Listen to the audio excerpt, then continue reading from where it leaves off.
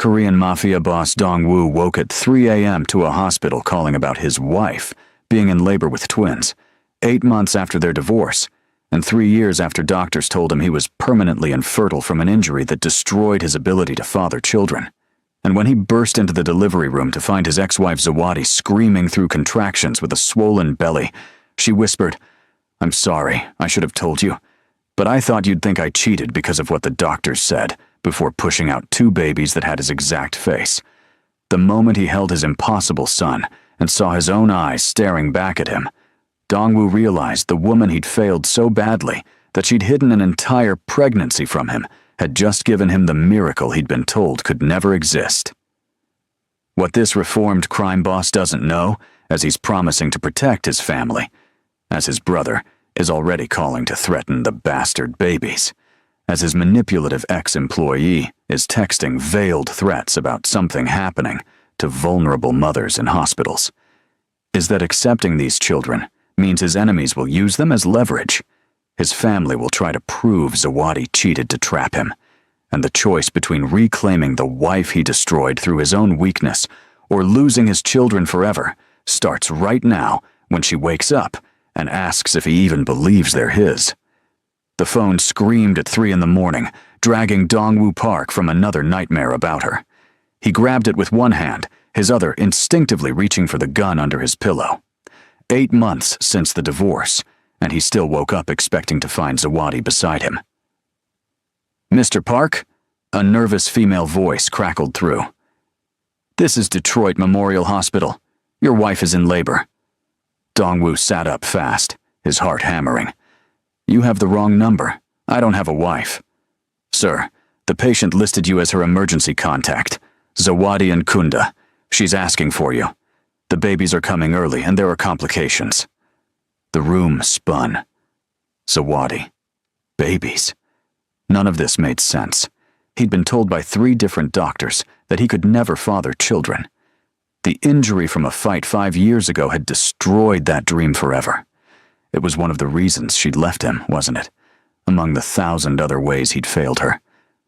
"Sir, are you coming?" Dong-woo was already pulling on his clothes, his mind racing through impossible math. 8 months since the divorce, which meant she'd gotten pregnant right before they split. But that was crazy. He was infertile. The doctors had been certain. He drove through Detroit's empty streets like a madman, running red lights, his hands shaking on the wheel. His phone buzzed with texts from his brother Sung-min, probably wondering where he'd disappeared to in the middle of the night. Sung-min, who'd celebrated when Zawadi finally left, who'd called her terrible names and said she was poison to their family's reputation. The Wax hospital loomed ahead, all harsh lights and white walls.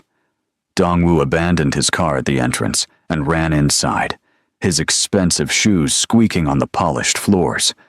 A nurse tried to stop him, but something in his face made her step back and point toward the elevators. 3rd floor. Room 317. He could hear screaming before he reached the door. "Please! Somebody call him! I need Dong-woo!" Zawadi's voice ripped through him like a knife. She sounded terrified and in pain, and every protective instinct he'd tried to bury for 8 months roared back to life. He shoved the door open. The room was chaos. Nurses rushing around, machines beeping urgently. And there, in the middle of it all, was Zawadi. His Zawadi. Except she looked nothing like the strong woman who'd walked out of his life. Her dark skin was covered in sweat, her beautiful face twisted in agony, her body swollen with pregnancy. Their eyes met across the room, and time stopped. "You came," she whispered, and then another contraction hit her, and she screamed. "Sir, you need to step out," a doctor said, trying to guide him away. Dong-woo moved past her like she was made of air and grabbed Zawadi's hand. "I'm here. I'm right here. It hurts so much. I'm sorry. I'm so sorry." Tears streamed down her face. "I should have told you, but I thought you'd think I cheated because of what the doctors said, and I couldn't bear that, and—" "Push, Ms. Nkunda. The first baby is coming now." Zawadi squeezed his hand hard enough to break bones, and pushed. Dongwoo had faced guns, knives, men who wanted to kill him, but nothing prepared him for this moment. For watching the woman he loved suffer, for not being able to fix it, for the terror that something might go wrong. "One more push!" the doctor shouted, and then a baby's cry filled the room, thin and angry and absolutely perfect. "It's a boy!" The nurse held up a tiny, screaming creature covered in blood and vernix. Dongwoo stared at the baby's face and felt his entire world shift. The baby had his eyes, his nose, his mouth. There was no denying it. "The second one is coming. We need another push, Ms. Nkunda." Zawadi was exhausted, barely conscious, but she pushed again. Minutes that felt like hours passed. The second baby came quieter, smaller, and Dongwoo's heart stopped when she didn't cry right away. The medical team swarmed around her, working fast, and then finally, a weak little wail.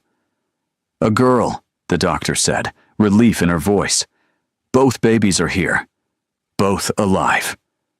They took the twins to clean them up and check them over.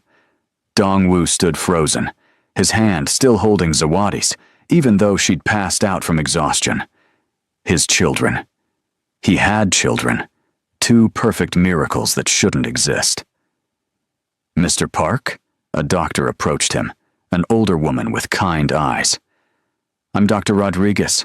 I need to explain something about your medical history." "How is this possible?" His voice came out rough. "3 doctors told me I was infertile. The injury you sustained did cause severe trauma and temporary infertility, but the key word is temporary. In rare cases, with time and the right circumstances, the body can heal itself.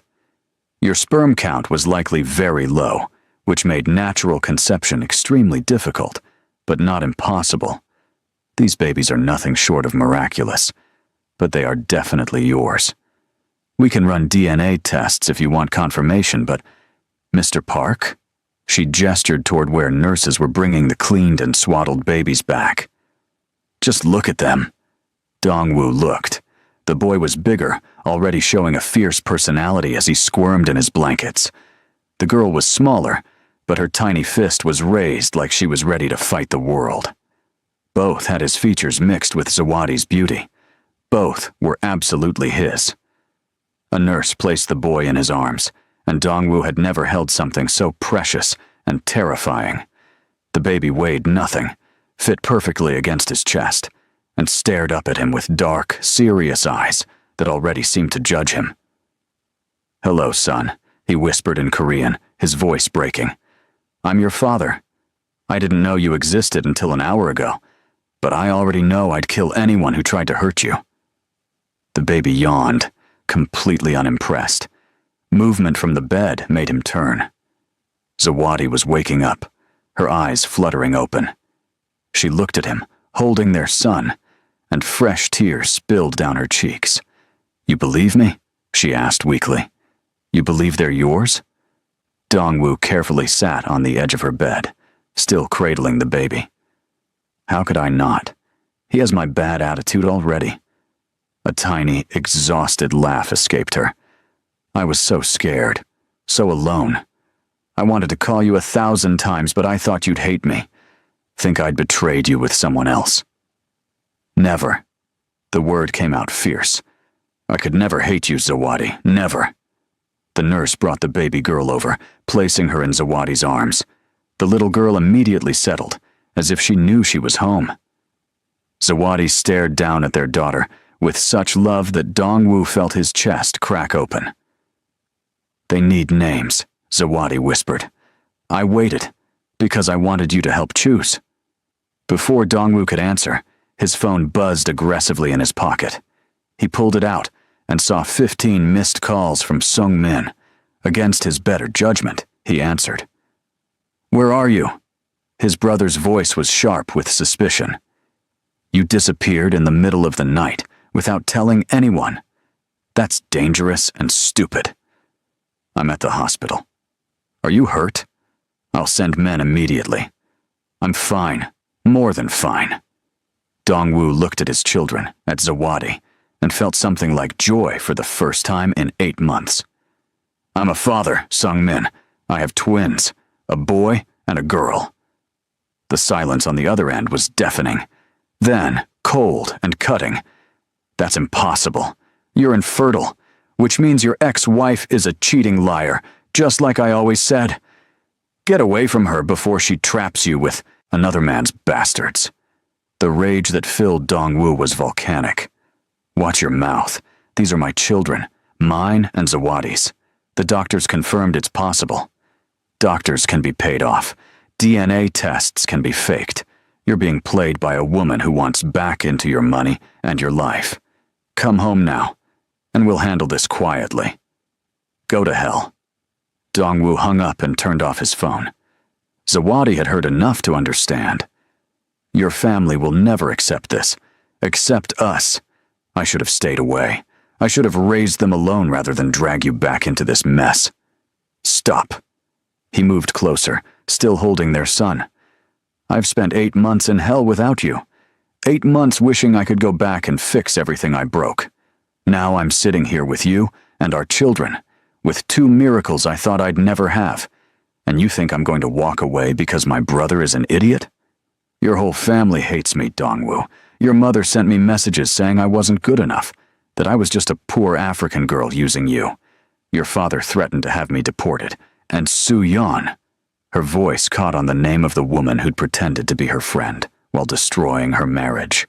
I know everything they did, and I'll spend the rest of my life making it right. He reached out and touched her face gently. But right now, in this moment, can we just be us? Can we just be the parents of these 2 perfect babies and figure out everything else later? Zawadi closed her eyes, leaning into his touch. I'm so tired, Dongwoo. Tired of fighting. Tired of being strong alone. Tired of everything.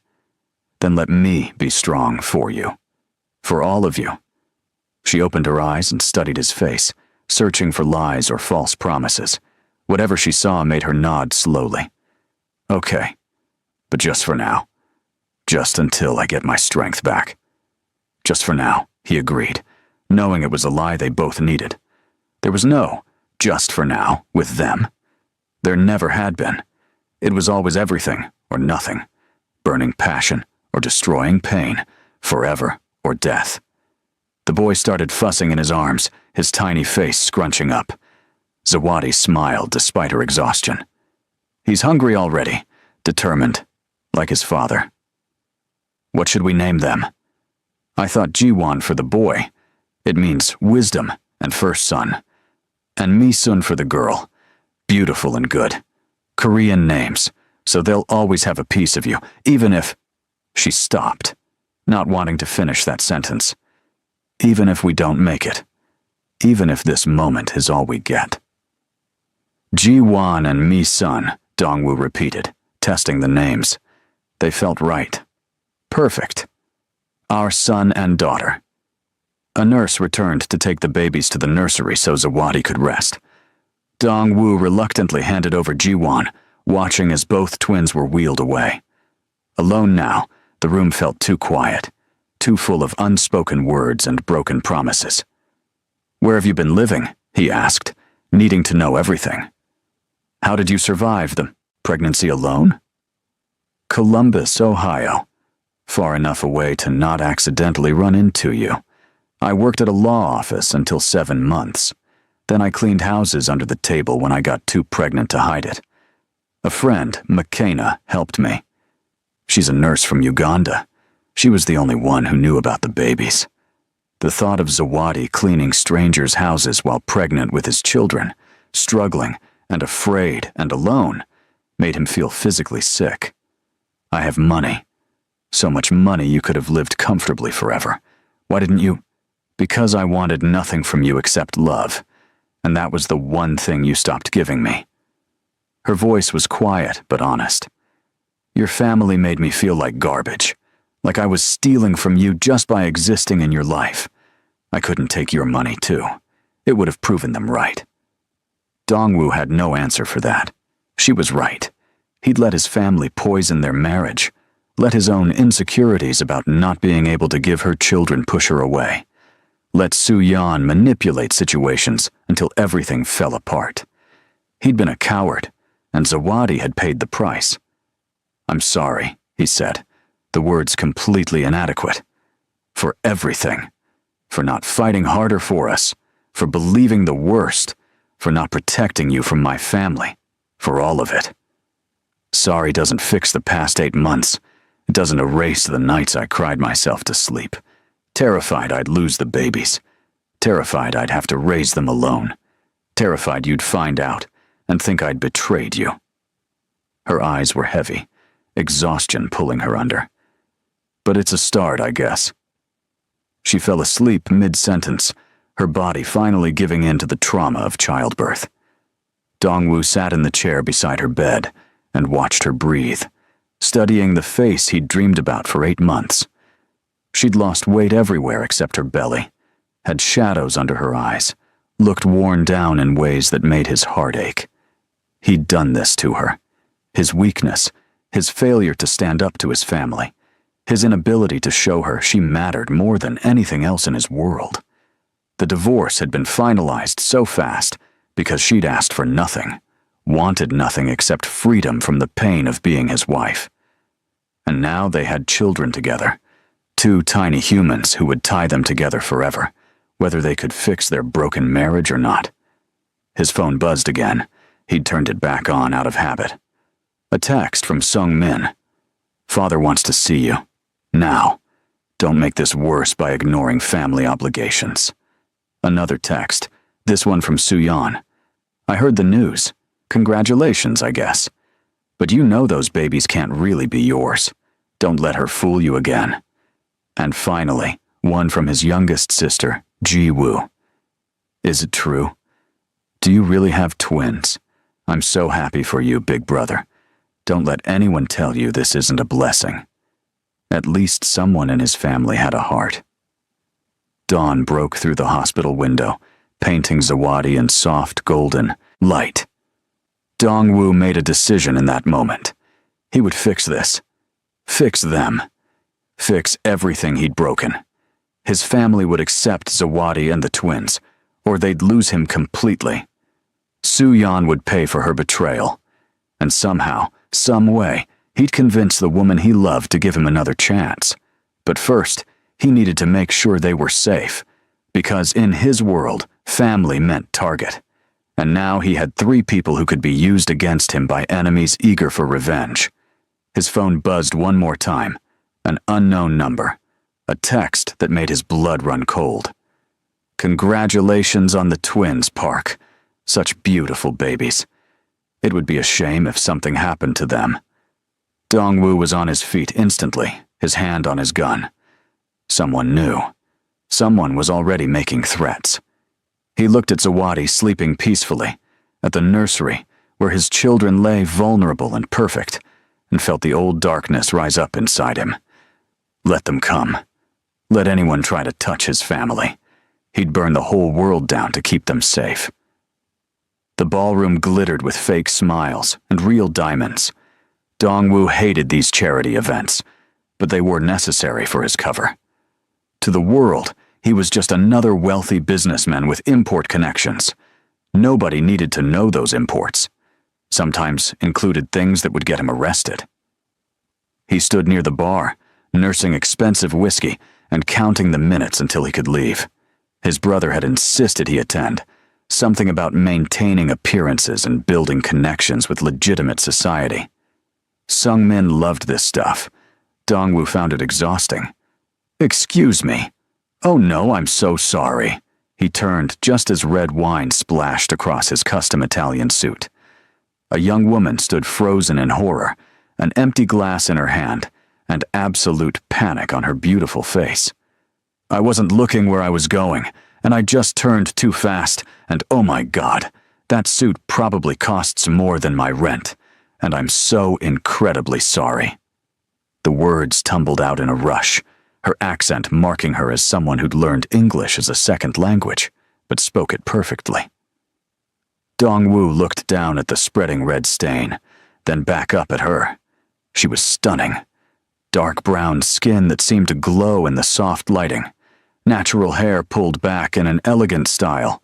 Warm brown eyes currently wide with mortification.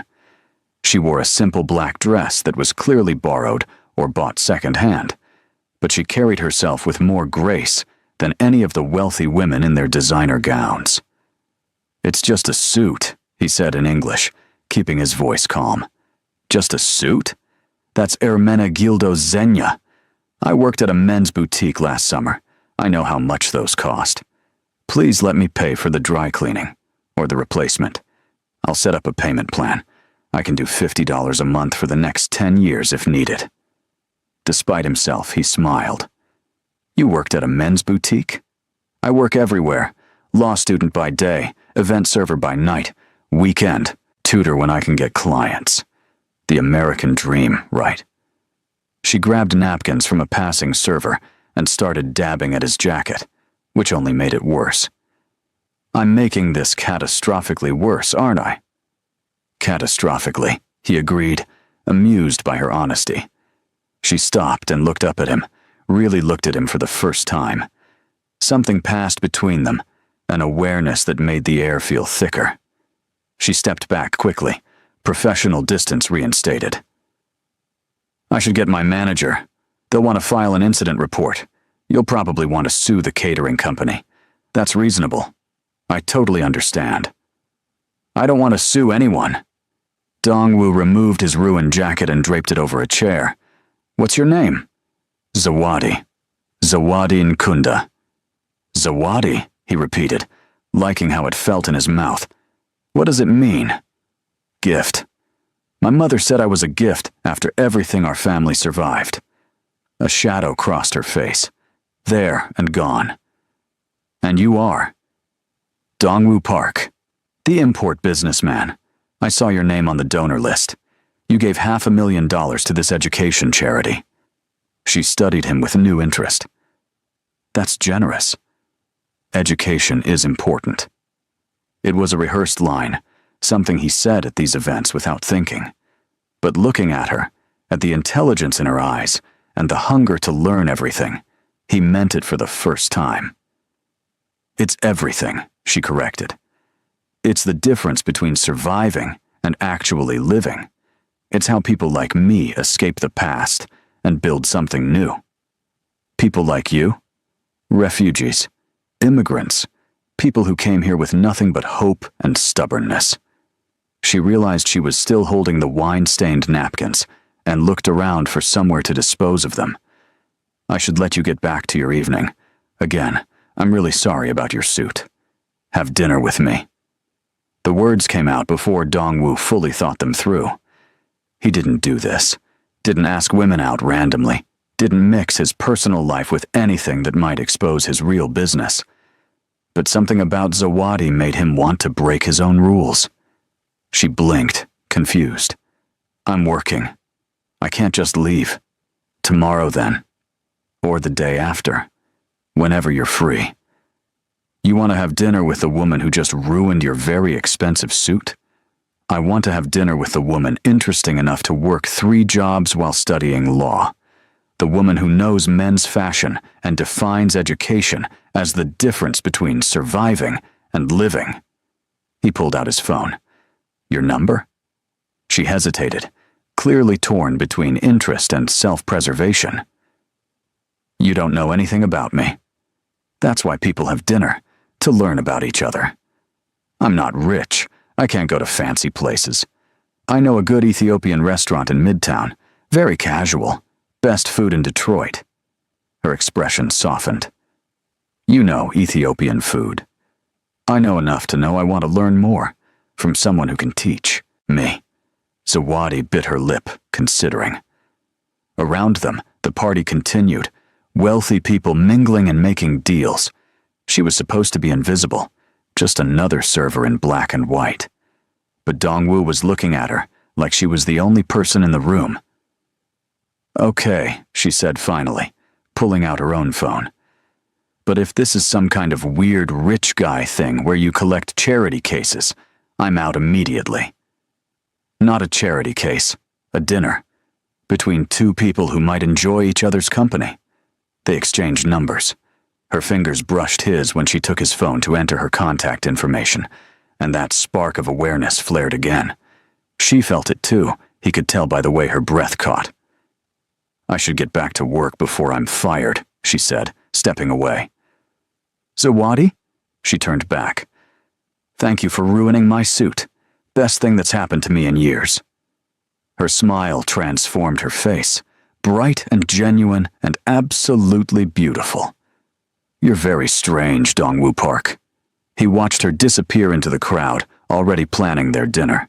His phone buzzed with a text from Sung Min. "Stop flirting with the help and network with the real guests. That's why you're here." Dongwoo deleted the message without responding. 3 days later, he picked her up from her tiny apartment in a neighborhood his security team called risky. She came out wearing jeans and a colorful African print top, her hair loose and curly, looking nothing like the nervous server from the charity event. "You actually showed up," she said, sliding into his car. "I half thought you'd forget or realize this was a weird impulse." "I don't forget things that matter." The restaurant was small and family-owned, filled with the smell of spices and injera bread. They sat at a corner table, and Zawadi ordered for both of them in rapid Amharic, making the owner laugh and pat her shoulder like she was family. "You speak Amharic?" Dongwoo asked, "and French and Kinyarwanda and English and a bit of Swahili. You learn languages when you're a refugee bouncing between countries trying to find somewhere safe." She tore off a piece of injera and used it to scoop up spicy lentils. "Your turn. Tell me about you. What do you want to know?" "Everything. But let's start with why a successful import businessman is having dinner with a broke law student in a restaurant that definitely isn't on the fancy Detroit dining guide." Dongwoo chose his words carefully. "I spend most of my time pretending to be someone I'm not, doing things that don't matter, with people who bore me. This feels real. You feel real. That's either really honest or a very smooth line. Can it be both?" She laughed, and the sound did something to his chest. They talked for 3 hours, long after they'd finished eating. She told him about surviving the aftermath of the Rwandan genocide as a child, about refugee camps, and eventually making it to America with an aunt, about working impossible hours to pay for school because she'd promised her mother, who hadn't survived, that she'd become someone important. He told her half-truths about his business, about the pressure of family expectations, about being the second son who always had to prove himself. He left out the violence, the illegal operations, the blood on his hands. Those truths could come later, if there was a later. When he dropped her off at midnight, she lingered by his car door. "This was nice," she said. "Unexpected, but nice. Can I see you again? You're persistent. Only about things worth fighting for." She considered him in the darkness, street lights casting shadows across her face. "One more date. But somewhere I choose this time. If you survive my world, maybe you're worth keeping around." Her world turned out to be a community center in her neighborhood, where she tutored refugee kids twice a week. Dongwoo showed up in jeans and a t-shirt, feeling more out of place than he ever had in a business meeting. But Zawadi's face when she saw him made it worth it. He spent 3 hours helping kids with math homework, playing basketball with teenagers, and listening to stories from families who'd survived horrors he couldn't imagine. Zawadi moved through the center like light itself, knowing everyone's name, speaking 6 languages, making people feel seen and valued. "You're good at this," he said as they cleaned up afterward. "At what?" "Making people feel like they matter, like they're worth something." She stopped, holding a stack of workbooks. "Everyone is worth something, Dongwoo. The world just makes some of us fight harder to prove it." On their 3rd date, he took her to a Korean restaurant and taught her to make bulgogi. On their 4th, she dragged him to an African hair braiding shop and made him sit for 2 hours while her friend did box braids, laughing at his complaints, On their 5th date, he kissed her in his car outside her apartment and felt the ground shift under his feet. "This is crazy," she whispered against his mouth. "I barely know you." "Then let's fix that." He pulled back enough to look at her. "Spend the weekend with me. No distractions, no interruptions, just us." "That's moving really fast." "Life's too short to move slow." She bit her lip, considering. "I have studying to do.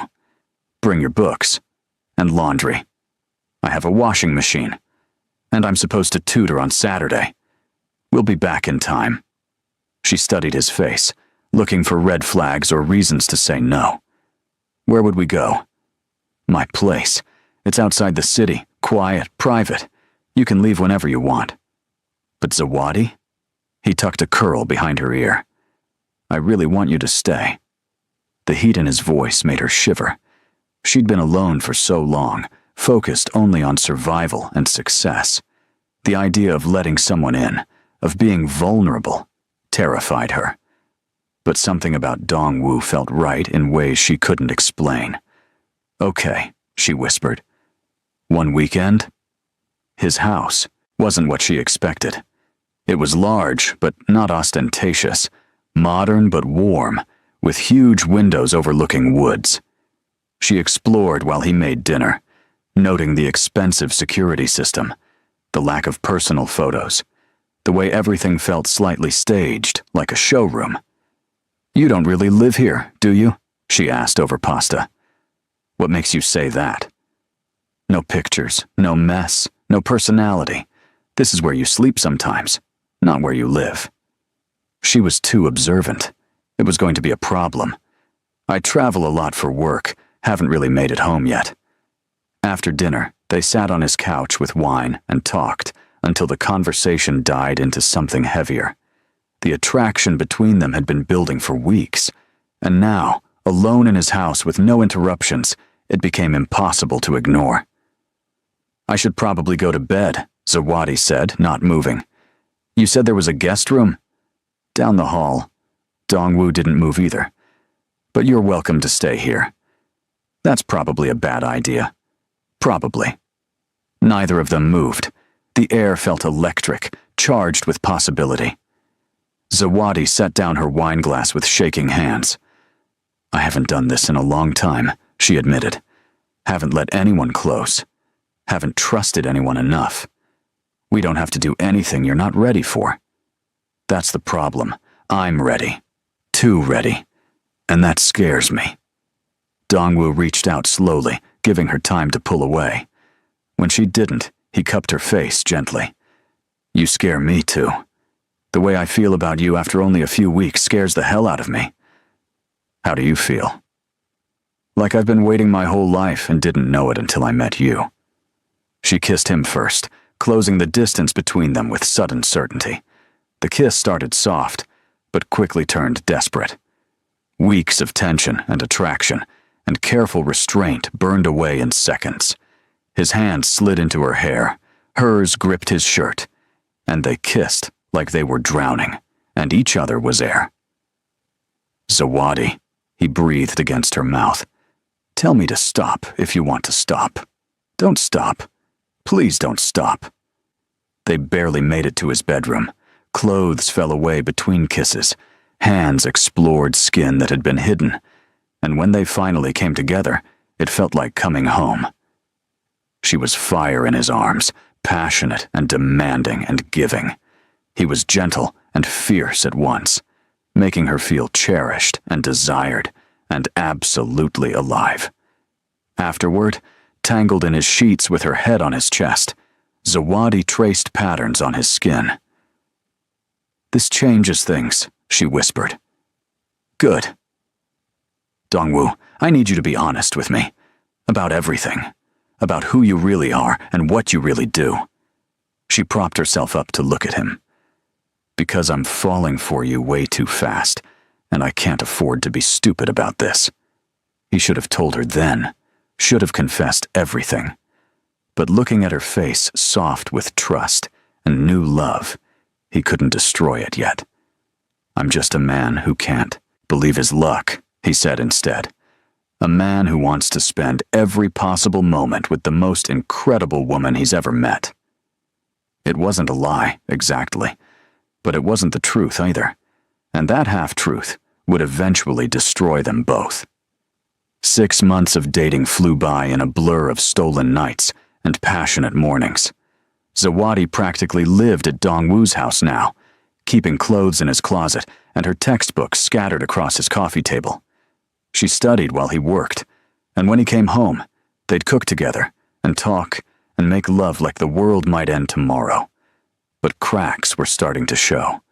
She noticed the late-night phone calls he wouldn't explain, the way armed men sometimes waited outside his office building, how people looked at him with fear disguised as respect, the mysterious business trips that came up suddenly and couldn't be discussed. "You're involved in something illegal," she said one night, her voice steady despite her shaking hands. Dongwoo looked up from his laptop. "What makes you say that?" "I'm not stupid. Law students learn to recognize patterns, and you have all the patterns of organized crime. The security, the secretive meetings, the way you always pay cash, how you have connections that don't make sense for a simple import businessman." She sat across from him. "Tell me I'm wrong." He could have lied, should have lied, but she deserved better. "You're not wrong." The confirmation hit her like a physical blow. "What are you involved in?" "My family runs an organization. Import, export, protection services, information brokering. Some of it's legal. A lot of it isn't." He closed his laptop and gave her his full attention. "I was born into it. My father runs things. My brother is his heir. And I handle operations they don't want traced back to them." "So you're what? Korean Mafia?" "That's not a term we use, but essentially, yes." Zawadi stood up and walked to the window, her back to him. "You lied to me." "I never lied. I just didn't tell you everything." "That's the same thing." She spun around, angry now. "I told you everything about me. Every trauma, every fear, every dream. And you let me fall in love with you while hiding who you really are. I'm still the same man you fell in love with." "No, you're not. That man was safe.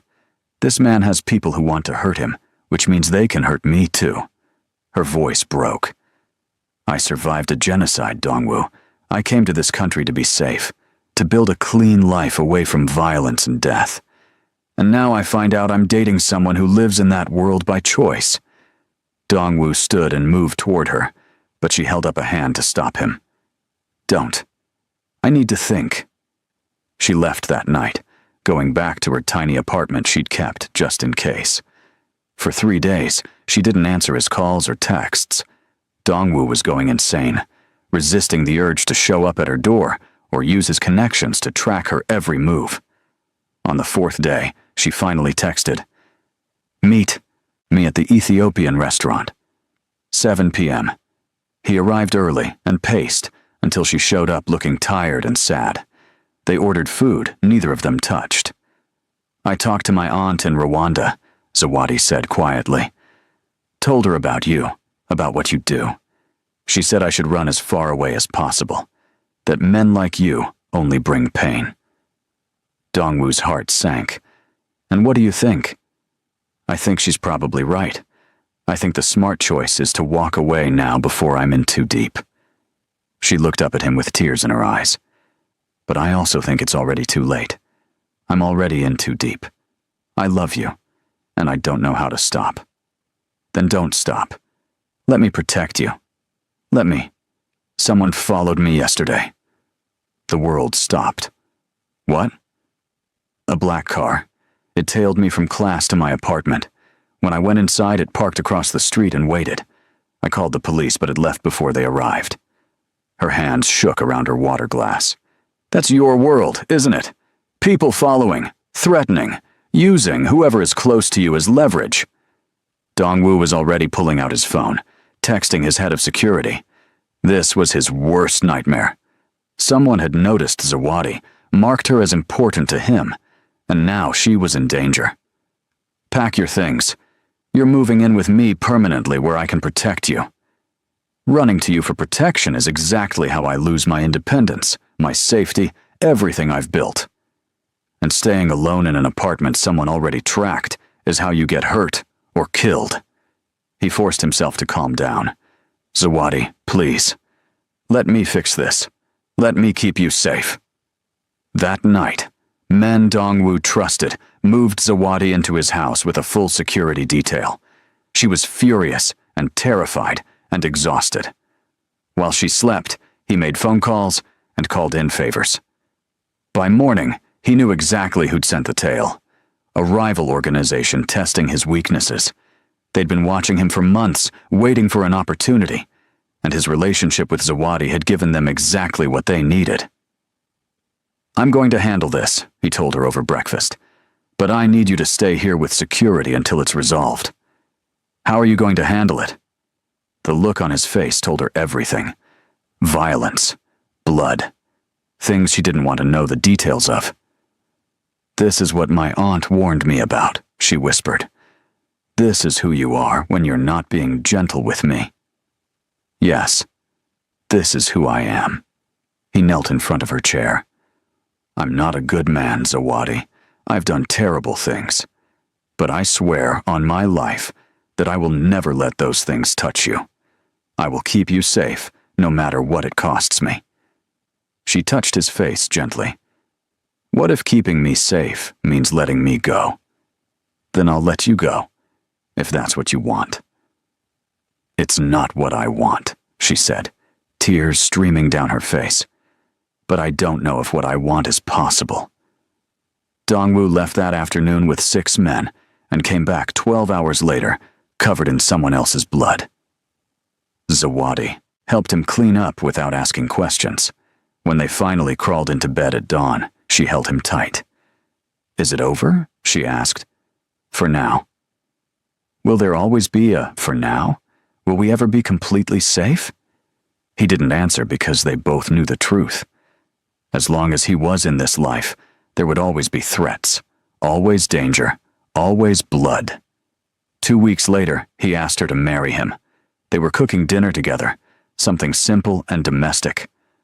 Zawadi was chopping vegetables while he seasoned meat, and the normalcy of it struck him. This is what he wanted, forever. Every night, her laughter in his kitchen, her clothes in his closet, her love making his dark world bearable. Marry me. She looked up from the cutting board. What? Marry me. I know it's crazy and fast and complicated, but I don't care. I want you to be my wife. I want to protect you legally and officially. I want to spend my life making you happy. He abandoned the stove and pulled a ring from his pocket. Not flashy or expensive looking, just a simple band with a single perfect stone. I had this made for you. It's not much, but it's perfect. She stared at the ring with wide eyes. But Dongwoo, we've only been together 6 months. And everything is so complicated with your family and the danger, and I don't have time for slow and careful. In my world, you take what matters and you hold on tight before it's gone. He took her hand. You matter. You're everything that matters. So marry me. Let me call you my wife. Let me promise you forever. Your family will never approve. I don't care. They'll make my life hell. I'll protect you from them too. She looked at the ring, then at him, then back at the ring. This is insane. Completely insane. We barely know each other's families. We haven't even said I love you enough times. I love you. I'll say it every day for the rest of our lives. Zawadi laughed through her tears. You're ridiculous. Is that a yes? It's a probably stupid, but I don't care yes. He slipped the ring on her finger and kissed her like she was oxygen. They didn't finish cooking dinner. They made love right there in the kitchen, desperate and passionate, and full of promises they hoped they could keep. They decided to marry quickly and quietly, before his family could interfere. Just them, 2 friends as witnesses, and a justice of the peace in Ann Arbor who didn't ask questions. Zawadi wore a simple white dress she found at a thrift store. Dongwoo wore a suit and looked at her like she was wearing a designer gown. "I promise to love you through everything," he said during their vows. "Through danger and peace, through struggle and success, through all my family's hatred and the whole world's judgment. You are mine now, and I don't break what's mine. I promise to be your safe place," she said, voice shaking with emotion. "To be the light in your darkness, to fight beside you instead of running from you, to love you even when it's hard. You're my home now, and I don't abandon home." They kissed as husband and wife, and for that perfect moment, everything else disappeared. But reality came crashing back fast. That night, Dongwoo got a call from his sister Jiwoo, frantic and scared. "Sung-min knows. I don't know how, but he knows you got married. He's furious. He's on his way to your house with father and several men. They're talking about annulment, about making her disappear, about..." Her voice broke. "Please be careful. Please don't let them hurt her." Dongwoo looked at Zawadi, his brand new wife, sleeping peacefully in their bed. He'd promised to protect her. Time to prove it. When his family arrived, he met them outside with his own security, making it clear they weren't welcome in his home. "You married her without permission?" His father's voice was cold with rage. "Without even informing the family? Married some African refugee nobody like she's worthy of our name? Watch your mouth. That's my wife you're talking about." Sung-min stepped forward, his expression disgusted. "She's a nobody, a poor student using you for money and status, and you fell for it like a fool. She doesn't want my money. She wanted me, something you'll never understand because people only tolerate you out of fear." "Enough," their father's shout echoed through the night. "You will annul this marriage immediately. If you don't, I'll have her deported. I'll destroy her student visa, her future, everything she's built here. Try it, and I walk away from this family forever. Try it, and I take half your operations with me, because I know where every body is buried, every dirty secret, every illegal deal. Try it, and I burn this whole organization to the ground." The threat hung in the air, heavy and real. His father studied him with cold calculation. "You'd throw away everything for some girl? She's my wife. And yes, I'd throw away everything. You taught me family is everything, father. Well, she's my family now." His father turned and walked away without another word. But Sung-min lingered, his expression promising future retaliation. "You'll regret this," he said quietly. "She'll never be accepted, never be safe. And when she leaves you, don't come crying to family." Inside, Zawadi stood by the window, having heard everything. When Dongwoo came in, she was trembling. "This is only the beginning, isn't it?" she whispered. "They're going to make our lives impossible." He pulled her into his arms, holding her tight. "Let them try. I didn't fight this hard to win you, just to let anyone take you away." But deep down, they both knew the war was just starting. And wars always have casualties. The first year of marriage was beautiful and brutal in equal measure. Dongwoo and Zawadi created a world just for them inside his house, full of laughter and passion and small domestic joys. But outside those walls, everything was falling apart. His mother, Hai-wan, refused to meet Zawadi, sending messages through Jiwoo about what a disappointment Dongwoo had become. She called Zawadi terrible names, said she was a gold digger who'd trapped her son with feminine manipulation. When Zawadi tried to reach out with a respectful letter introducing herself, Hai-wan sent it back unopened. His father, Jun-sik, went colder, cutting Dongwoo out of major family decisions and giving important assignments to Sung-min instead. The message was clear: fix this mistake or become irrelevant. But worst was Sung-min, who'd made destroying their marriage his personal mission. He spread rumors through their organization that Zawadi was using Dongwoo, that she was actually involved with other men, that she'd gotten pregnant and aborted his brother's baby to trap him. None of it was true, but in their world, Reputation was everything. "People are looking at me differently," Zawadi said one night after attending a family business dinner she hadn't been invited to but crashed anyway. "Like I'm dirty, like I don't belong.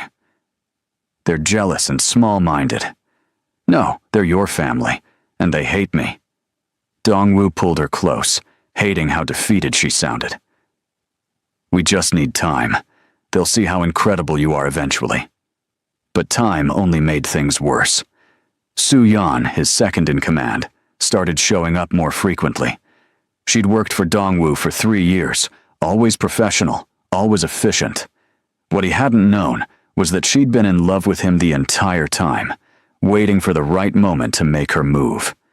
"Your wife called again," Su-yeon said one afternoon at the office, her tone making the word wife sound like an insult. "She wants to know when you'll be home for dinner." "I'll call her back." "You know, you never had to check in before her. Never had someone trying to control your schedule or limit your work."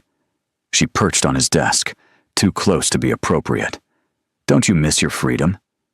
"I don't feel controlled. I feel loved. There's a difference." Su-yeon's smile turned sharp. "Is there? Because from where I'm standing, it looks like she's made you weak. You used to be feared and respected. Now people whisper about how you let some refugee girl change you. Get out of my office." She left, but the poison had been planted, and she was just getting started. Su-yeon began a careful campaign of manipulation. She befriended Zawadi, taking her to lunch and pretending to be an ally in a hostile world. She offered advice about navigating the family politics and managing Dongwoo's mood swings. She became Zawadi's only friend in this new, dangerous life, all while slowly destroying them from the inside. "Dongwoo's been so stressed lately," Su-yeon said over coffee. "He stays late at the office almost every night.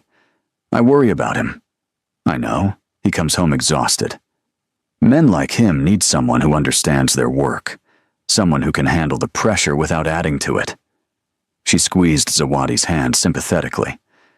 "Not that you're adding pressure. I just mean, it must be hard being married to someone whose world you don't fully understand." Little comments like that, repeated over months, added up. Zawadi started doubting herself, wondering if she was truly the right partner for Dongwoo or just someone he'd gotten swept up in emotionally. Then came the medical diagnosis that broke everything. Dongwoo had been feeling off for weeks, but ignored it. Finally, after Zawadi forced him to see a doctor, he went for tests. The results came back devastating. Complications from an old injury had left him infertile, permanently. The doctor showed him scans and used words like severe trauma and no viable sperm production. He sat in the parking lot for an hour, unable to drive home, unable to face Zawadi with this news. In their culture, in his family's world, a man's worth was tied to his ability to produce heirs, and he was broken. When he finally came home, Zawadi took one look at his face and knew something was catastrophically wrong. "The doctors say I can't have children." His voice came out flat, emotionless. "Ever." She went to him immediately, wrapping her arms around him. "That doesn't matter. We have each other." "It matters. You wanted kids someday. You told me that on our 3rd date. I want you more than I want kids. We can adopt. We can foster. There are a million ways to build a family." But he couldn't hear her. All he heard was his brother's voice, saying he was defective, his father's disappointment, his mother's judgment. In his mind, he'd failed as a husband, before truly beginning. He started pulling away emotionally, still loving her, still wanting her physically, but building walls around the parts of himself that hurt too much to expose. He threw himself into work, taking dangerous assignments and staying away from home for days at a time. Zawadi tried everything to reach him. She cooked his favorite meals. She waited up for him night after night. She tried to initiate conversations about his feelings, but he'd gone somewhere inside himself she couldn't follow. Talk to me, she begged one night after he'd come home at 3 a.m. smelling like whiskey and smoke. Please, Dongwoo, you're disappearing and I don't know how to bring you back. I'm fine. You're not fine. You're destroying yourself and us and everything we built because you can't have biological children. But I don't care about that. I care about you. You should care. You should leave me and find someone whole. Someone who can give you everything you deserve. Don't you dare tell me what I should want. She was crying now, frustrated and scared. I chose you. I married you. And I'm not going anywhere just because things got hard. But the damage was done. He couldn't see himself as worthy anymore, and that belief poisoned everything. Soo-yeon saw her opportunity and struck. She started staying late at the office when Dongwoo did, bringing him food and listening to his problems. She never judged, never pushed, just offered silent support that felt easier than Zawadi's emotional demands. She dressed more carefully around him, touched his arm more often, laughed at his jokes, and made him feel like the powerful, capable man he'd been before marriage complicated everything. You seem happier lately, Zawadi noticed one evening when he actually came home for dinner. Work's going well. Is Soo-yeon still helping with the new contracts? Something in his expression shifted. Yes, she's very efficient. That night, Zawadi couldn't sleep. Something felt wrong, an instinct she couldn't name. She grabbed her phone and texted Soo-yeon. Thank you for being such a good friend. I don't know what I'd do without you supporting Dongwoo when I can't be there. The response came quickly. He needs someone who understands his world. I'm happy to be that person. The phrasing made Zawadi's blood run cold. She read it over and over, searching for the threat hidden in the kindness. Was she being paranoid? Or was her only friend in this country actually her enemy? A week later, she got her answer. Dongwoo had forgotten his phone at home. It kept buzzing with work messages, so Zawadi brought it to his office to save him the trouble of coming back. She should have called first, should have announced herself at the door. Instead, she walked in and found Soo-yeon kissing her husband. Time stopped. Zawadi's brain couldn't process what her eyes were seeing. Soo-yeon's hands were in Dongwoo's hair, her body pressed against his hands on her waist. He shoved Soo-yeon away hard the second he saw Zawadi in the doorway. It's not what it looks like. But the damage was instant and total. Everything shattered in that moment. Every doubt, every insecurity, every lonely night waiting for him to come home crashed over Zawadi like a wave.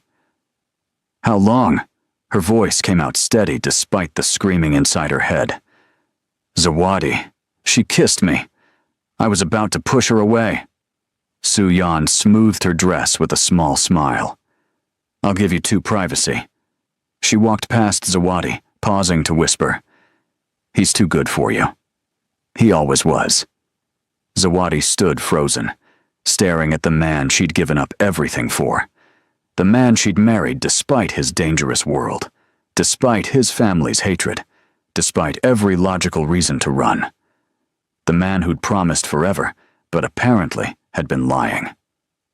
I didn't want that kiss, Dongwoo said desperately. You have to believe me. She's been inappropriate lately, but I never encouraged it, never wanted it.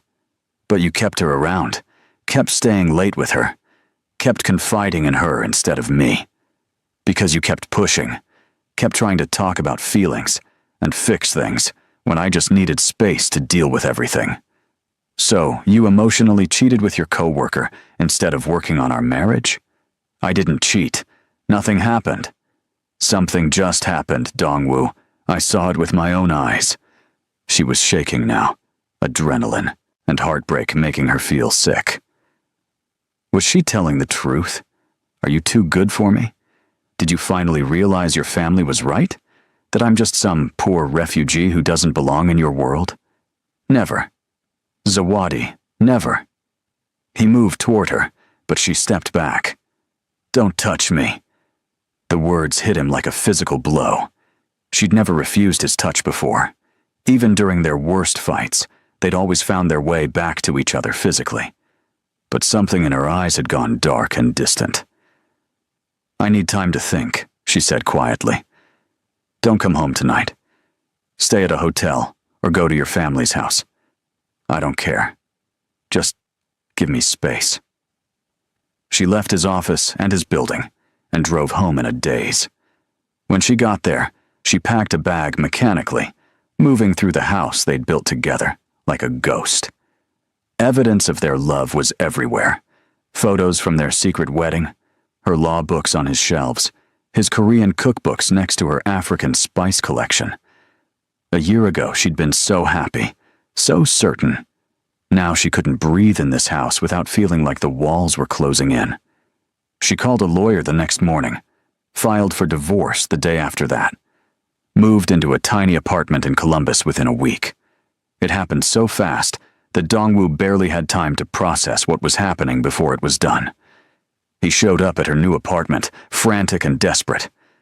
"Don't do this. Please, Zawadi, let me fix this.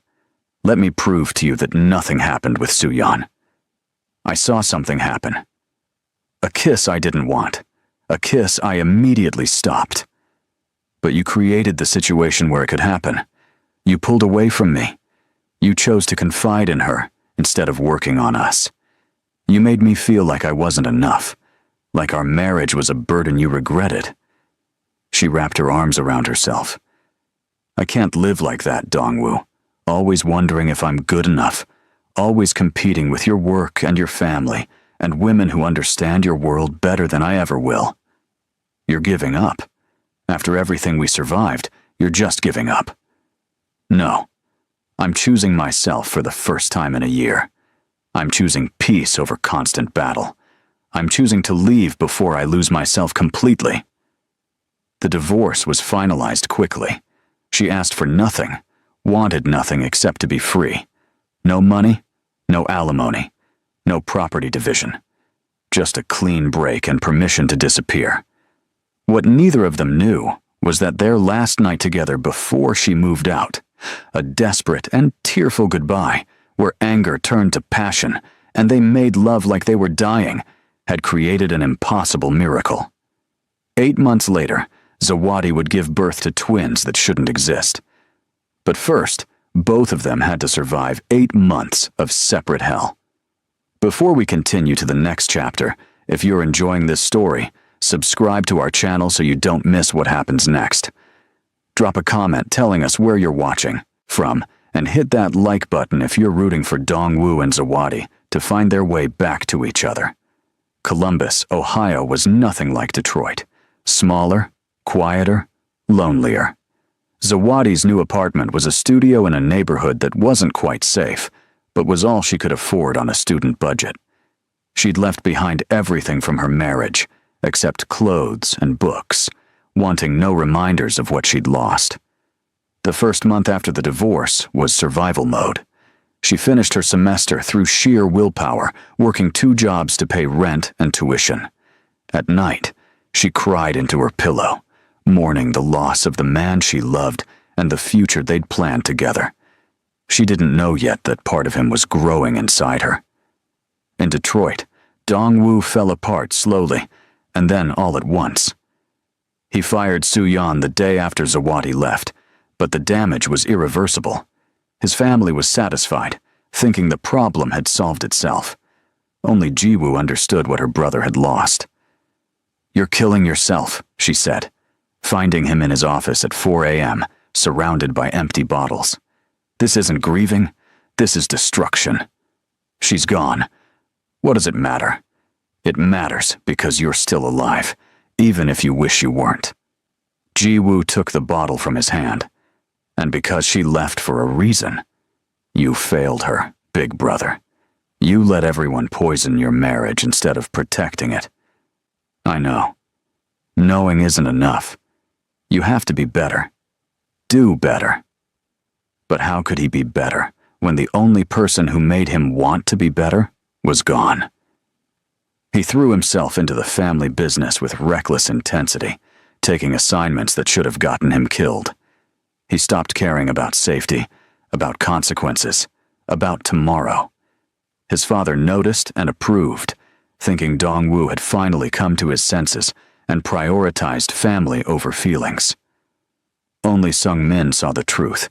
His brother was a dead man walking, just waiting for the bullet. Meanwhile, in Columbus, Zawadi started feeling sick. It began as morning nausea that she blamed on stress, then exhaustion so profound she could barely get out of bed. Her breasts were tender, her appetite weird, her emotions all over the place. She ignored it for weeks, too busy and too heartbroken to connect the obvious dots.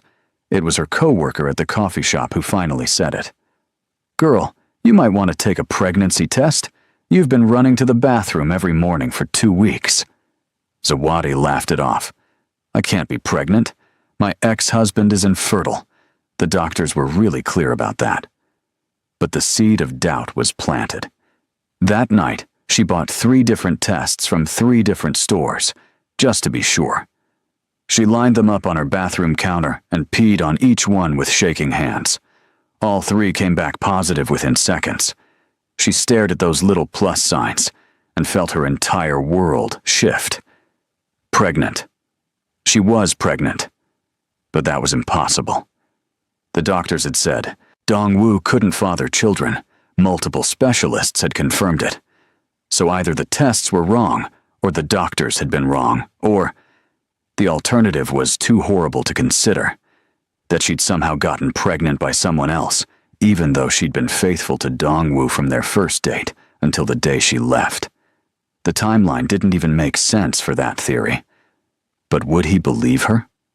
Would anyone? She made an appointment with a clinic and waited in agony for a week. The doctor confirmed it. She was definitely pregnant.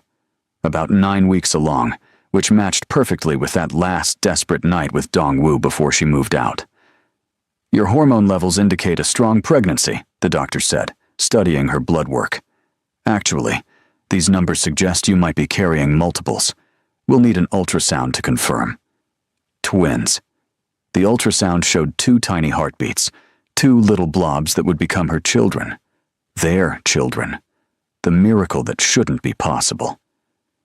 Zawadi sat in her car afterward and made a decision. She wouldn't tell Dong-woo.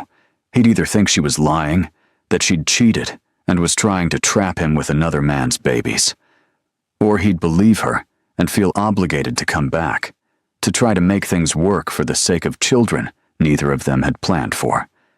Either way, it would be a disaster. She would do this alone. Somehow, but doing it alone meant working herself nearly to death. She kept her 2 jobs until her pregnancy became obvious at 6 months, then lost both because employers don't like hiring obviously pregnant women for physical work. She applied for assistance, for help, for anything that might keep her afloat. It was at a community clinic for low-income mothers that she met Makina, a Ugandan nurse with warm eyes and a no-nonsense attitude. "You're carrying twins and working this hard," Makina scolded after checking Zawadi's blood pressure. "Are you trying to kill yourself and your babies?" "I'm trying to survive." "Where's the father?" "Not in the picture." Makina studied her for a long moment. "That's a lie. But it's your lie to tell. Listen, I have a spare room in my apartment. It's not fancy, but it's yours if you need it. No pregnant woman should be this stressed and alone." Zawadi cried right there in the clinic. She'd been holding everything together so tightly, refusing to admit how scared and overwhelmed she was. But Makina's kindness broke through her defenses. She moved into Makina's apartment that week. It was cramped and loud because Makina had 3 kids of her own, but it was safe and warm and full of life. For the first time in months, Zawadi felt like she could breathe. "You're going to tell me about him eventually," Makina said one night while they folded laundry together. "About the father who's not in the picture. It's complicated. Love always is. But those babies deserve to know where they came from." In Detroit, Dong-woo was spiraling. Rumors reached him through his network that Zawadi was pregnant. The information came from a private investigator Sung-min had hired to keep tabs on her, making sure she wasn't planning to sue the family or cause problems. "Your ex-wife is pregnant," Sung-min announced at a family dinner with obvious satisfaction. "Congratulations, brother. You're going to be a stepfather to some other man's bastards." Dongwoo's hand tightened around his fork until it bent. "What are you talking about?" "She's 6 months pregnant, living in Columbus with some nurse and her kids, working under the table to support herself because she's too proud to ask for help." Sung-min's smile was cruel. "I guess she moved on faster than we thought." The words detonated in Dongwoo's chest. Zawadi was pregnant, with someone else's child. She'd left him and immediately found another man, gotten pregnant, built a whole new life without him. The pain was so intense, he thought he might actually die from it. "You're lying," he managed to say. "Why would I lie? Here, I have photos." Sung-min pulled out his phone and showed images of Zawadi, her belly round and unmistakable, walking into a clinic. "Face it, brother. She used you, divorced you, and moved on. She was never the saint you thought she was." Dongwoo left the dinner table and drove to the warehouse where they kept people who needed convincing. He beat 3 men bloody that night, working out his rage and heartbreak on people who probably deserved it anyway. His knuckles were raw and bleeding by the time Ji-woo found him. "Stop. Dongwoo, stop." She pulled him off the last man. "You're going to kill someone." "Good." She saw the photos on his phone, the evidence of Zawadi's pregnancy. "Oh no, Sung-min told you." "Why would you keep this from me? Why would everyone keep this from me?" "Because I wasn't sure it was real. Because the timeline doesn't make sense." Ji-woo grabbed his shoulders. "Listen to me. If she's 6 months pregnant, that means she got pregnant around the time you two separated, before she left Detroit. Which means she was already cheating on me when we were still married. Or those babies are yours." The words hung in the air between them. Impossible words. Hopeful words. Devastating words. "I can't have children. 3 doctors confirmed it." Doctors are wrong sometimes. Medicine isn't perfect. What if this is a miracle? Or what if she's a liar who's trying to trap me? Do you really believe that? After everything, do you really think Zawadi would do that? He didn't know what to believe anymore. His world had become a nightmare where nothing made sense, and everyone he loved either left him or betrayed him. In Columbus, Zawadi's pregnancy progressed with complications. Her blood pressure was too high, the twins were growing at different rates, and the doctors started talking about bed rest and possible early delivery. She was terrified and exhausted, and so alone despite McKenna's help. At night, she'd lie awake and think about calling Dongwoo, telling him the truth. But every time she reached for her phone, she remembered the look on his face when he'd said the doctors confirmed he was infertile. He'd been so broken by that news, so convinced he'd failed as a man. How could she call him now and say, "Actually, surprise, you're going to be a father of twins"? He'd never believe her. He'd think the worst. So she said nothing and suffered alone. She went into early labor at 32 weeks, scared and unprepared. McKenna drove her to the hospital while Zawadi cried and prayed in Kinyarwanda, begging God or fate or whoever was listening to let her babies survive. The doctors managed to stop the labor, buying them a few more weeks, but they told her the twins would come early, ready or not. She needed to make preparations, get her affairs in order, and most importantly, list an emergency contact. "The father," the social worker said gently. "Even if he's not involved, we need his information in case something goes wrong." Zawadi stared at the form. She could leave it blank, could write unknown or not available. But looking at the ultrasound images of her 2 perfect babies, she couldn't lie. They deserved better than that. With shaking hands, she wrote Dongwoo's name and number. If something went wrong, if she didn't survive this, someone needed to tell him. Someone needed to make sure he knew these babies were his, even if he never believed it. Back in Detroit, Soo-yeon was plotting her revenge. Dongwoo had fired her, humiliated her, and chosen his pathetic ex-wife over her. She'd spent 3 years being the perfect employee, the perfect support, waiting for him to notice her. And when he'd finally been vulnerable enough to potentially see her as more than a coworker, that African woman had ruined everything. She'd kissed him. He'd been about to kiss her back. She was sure of it. But then Zawadi had shown up and destroyed the moment. And now Dongwoo was lost, drowning in heartbreak over a woman who'd clearly never loved him if she could move on and get pregnant so fast. Soo-yeon knew something no one else did. She'd been the one to tell Sung-min about Zawadi's pregnancy. She'd hired the investigator, taken the photos, and made sure the information reached Dongwoo in the most painful way possible. But that wasn't enough. She wanted Zawadi to suffer the way she was suffering. She wanted that woman to lose everything, just like Soo-yeon had lost her chance with the only man she'd ever loved. She made a phone call to a man she'd met through work, someone dangerous who owed her a favor. "I need information on someone," she said. "A woman in Columbus, Ohio. I want to know everything about her, where she lives, where she works, who she talks to, everything. What are you planning to do with this information?" "Nothing permanent.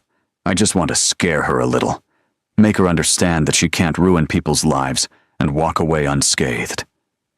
The man agreed. Within days, Soo-yeon had everything she needed. At 36 weeks, Zawadi woke up to contractions that wouldn't stop.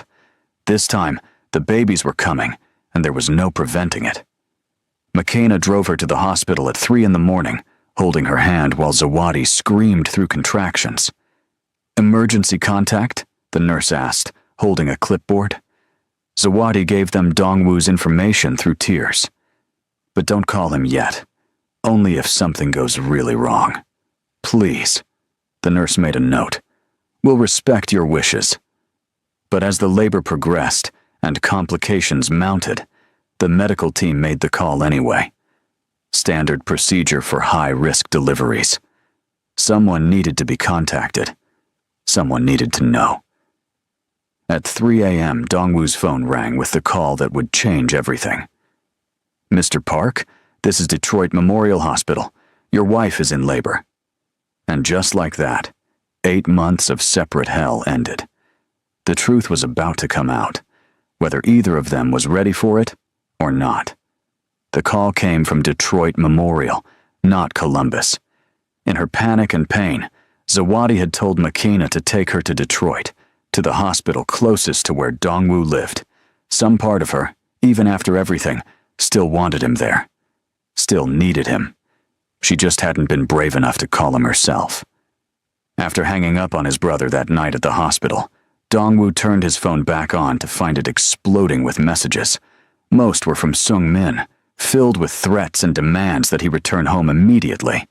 But there was one from Soo-yeon that made his blood run cold. "Congratulations on the twins. I'm sure they're beautiful. It would be a shame if anything happened to them or their mother while she's vulnerable in the hospital. The world is so dangerous for young families." It wasn't an explicit threat, but in their world it didn't need to be. Soo-yeon was telling him she knew where Zawadi was, and that knowledge meant danger.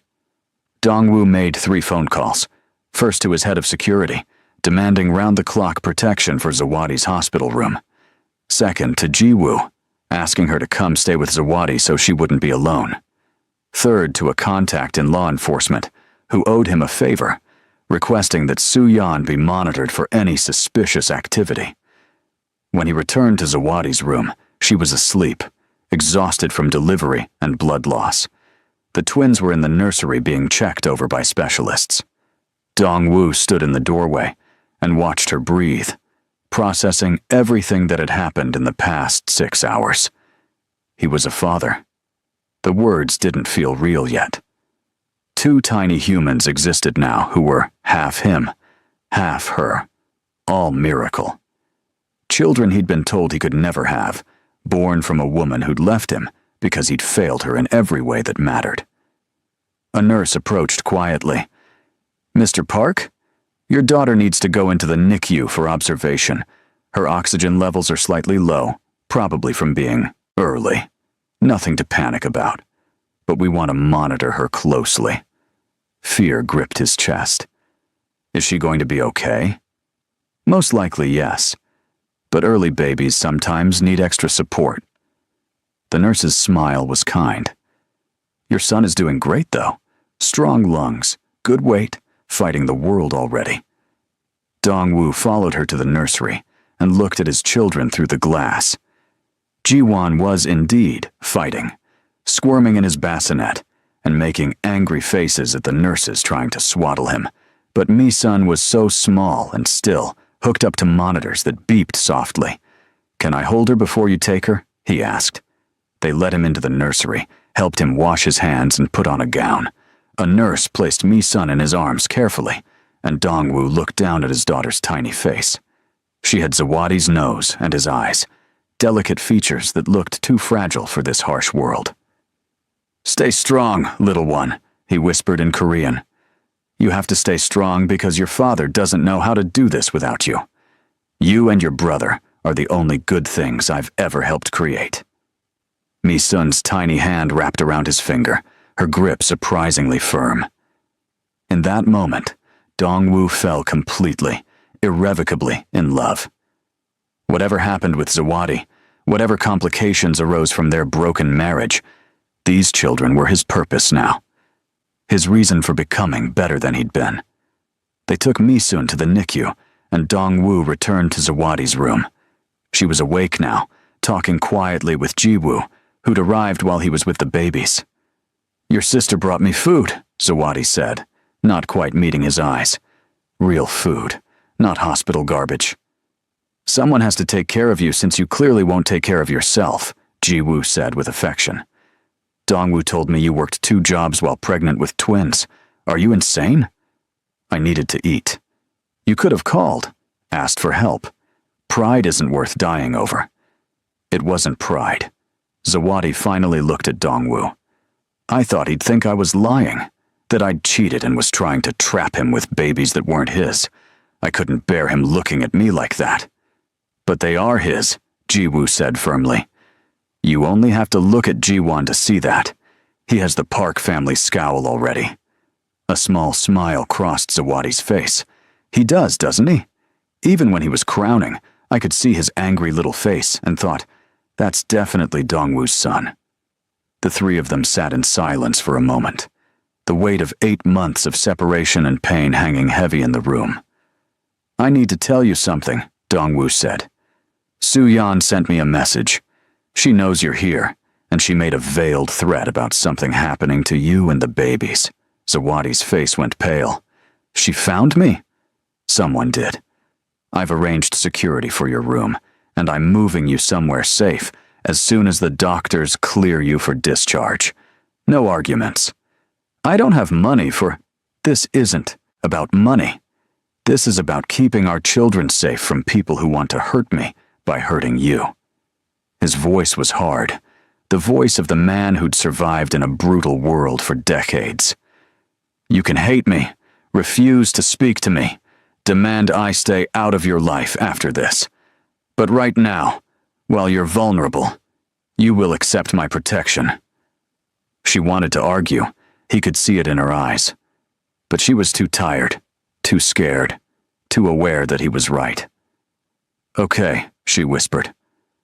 "But only until I'm strong enough to leave.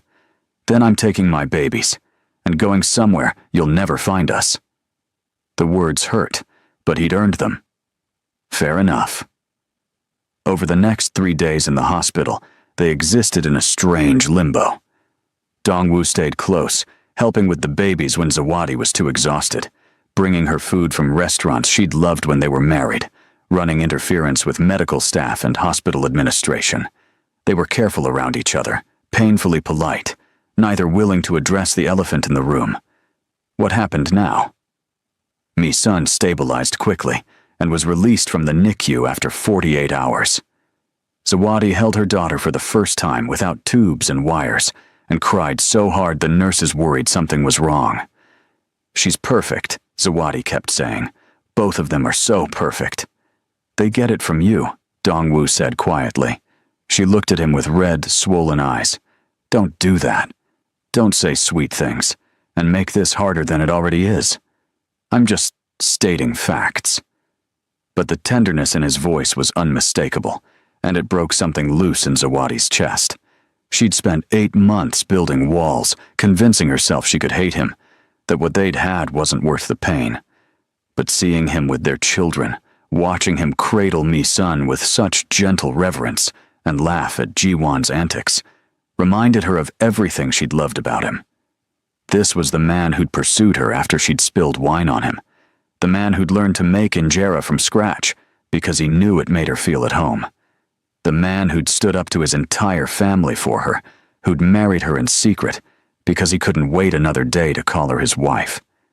Somewhere between the infertility diagnosis and Soo-yeon's manipulation, they'd lost that version of themselves.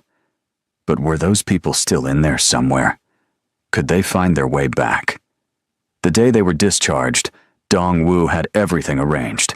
A private car, a house in Indianapolis far from both Detroit and Columbus, a full security team, and a live-in nurse to help Zawadi with the twins while she recovered. "Indianapolis?" she asked, as they drove away from the hospital, both babies sleeping in car seats between them. "Neutral ground. Far enough from my family to have peace. Close enough that I can handle business when needed." He glanced at her. "The house is under your name only. Bought outright, no mortgage. If you decide to leave when you're recovered, it's yours to keep or sell. I won't fight you on it." "Why would you do that?" "Because you and our children deserve stability, security. A place that's yours, no matter what happens between us." Zawadi didn't know what to say to that. The house was beautiful, a 4-bedroom in a quiet neighborhood, with a big yard and good schools nearby. The kind of place she'd dreamed about when she first came to America, but never thought she could afford. "This must have cost a fortune," she said, walking through rooms filled with new furniture and baby supplies. "I have a fortune. I might as well spend it on something that matters." Over the following weeks, they fell into a routine. Dong-woo stayed in the house's guest room, giving Zawadi the master suite with the twins' nursery connected. He helped with night feedings and diaper changes, learning how to be a father through trial and error, and Zawadi's increasingly exasperated instruction. "You're holding him wrong," she said one night at 2 a.m. when Ji-won wouldn't stop crying. "There's a wrong way to hold a baby? Apparently you found it. Give him here." They worked together in exhausted silence, trading babies and bottles and burp cloths. It was domestic and intimate in ways that had nothing to do with romance and everything to do with survival. They were two people in the trenches of new parenthood, and despite 8 months of separation, they still moved around each other with the easy familiarity of long partnership. "Remember when you said you wanted 3 kids?" Dong-woo asked one morning, while she nursed Mi-sun and he fed Ji-won a bottle. I was clearly insane. 1 pregnancy with twins was enough to cure me of that fantasy. "You're doing great, though. Better than great. You're a natural. I'm a disaster who hasn't showered in 3 days and can't remember the last time I ate a meal sitting down." "A beautiful disaster, then." She looked up and caught him staring at her with such open affection that it stole her breath. "Stop looking at me like that." "Like what?" "Like you still love me. Like the past 8 months didn't happen. Like we're still those people who got married in secret and believed love could conquer everything. What if I do still love you? What if I never stopped?" "Then you're setting yourself up for more heartbreak, because I don't know if I can trust you again, Dong-woo. I don't know if I can survive another round of your family's hatred and your emotional withdrawal and watching you let other women get too close." Soo-yeon never got close. I pushed her away immediately. "But you created the situation where she thought she had a chance. You pulled away from me emotionally and gave her space to move in. That's betrayal even without physical cheating." He had no defense for that because it was true. He'd failed her, failed their marriage, and now he was paying the price. But he wasn't giving up. Every day, he tried to prove he'd changed. He cooked her favorite meals. He took the twins for hours so she could sleep. He listened when she talked about her fears and her exhaustion, without trying to fix everything. He just showed up, consistently, reliably, the way he should have done when they were married. Slowly, almost imperceptibly, Zawadi started to soften toward him.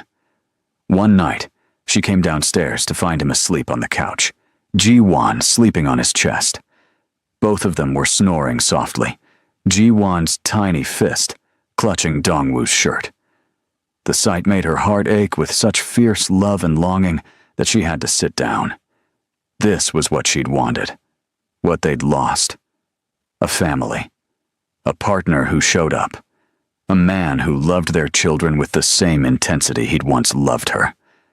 "You're staring," Dongwoo mumbled without opening his eyes. "You're snoring." "Our son is snoring. I'm breathing heavily." She laughed, the sound surprising both of them. When was the last time she'd laughed? Before the divorce, certainly. Before everything fell apart. Dongwoo opened his eyes and looked at her. Really looked at her. "I miss that sound." "What sound?" "Your laugh. Your real laugh.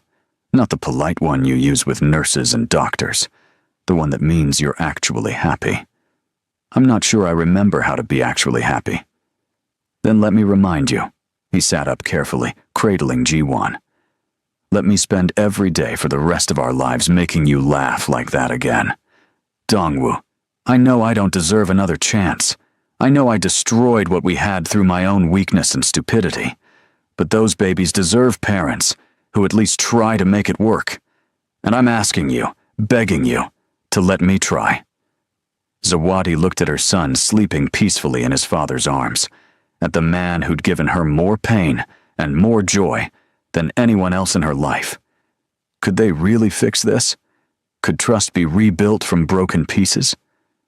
"I don't know," she said honestly. "I want to believe we can.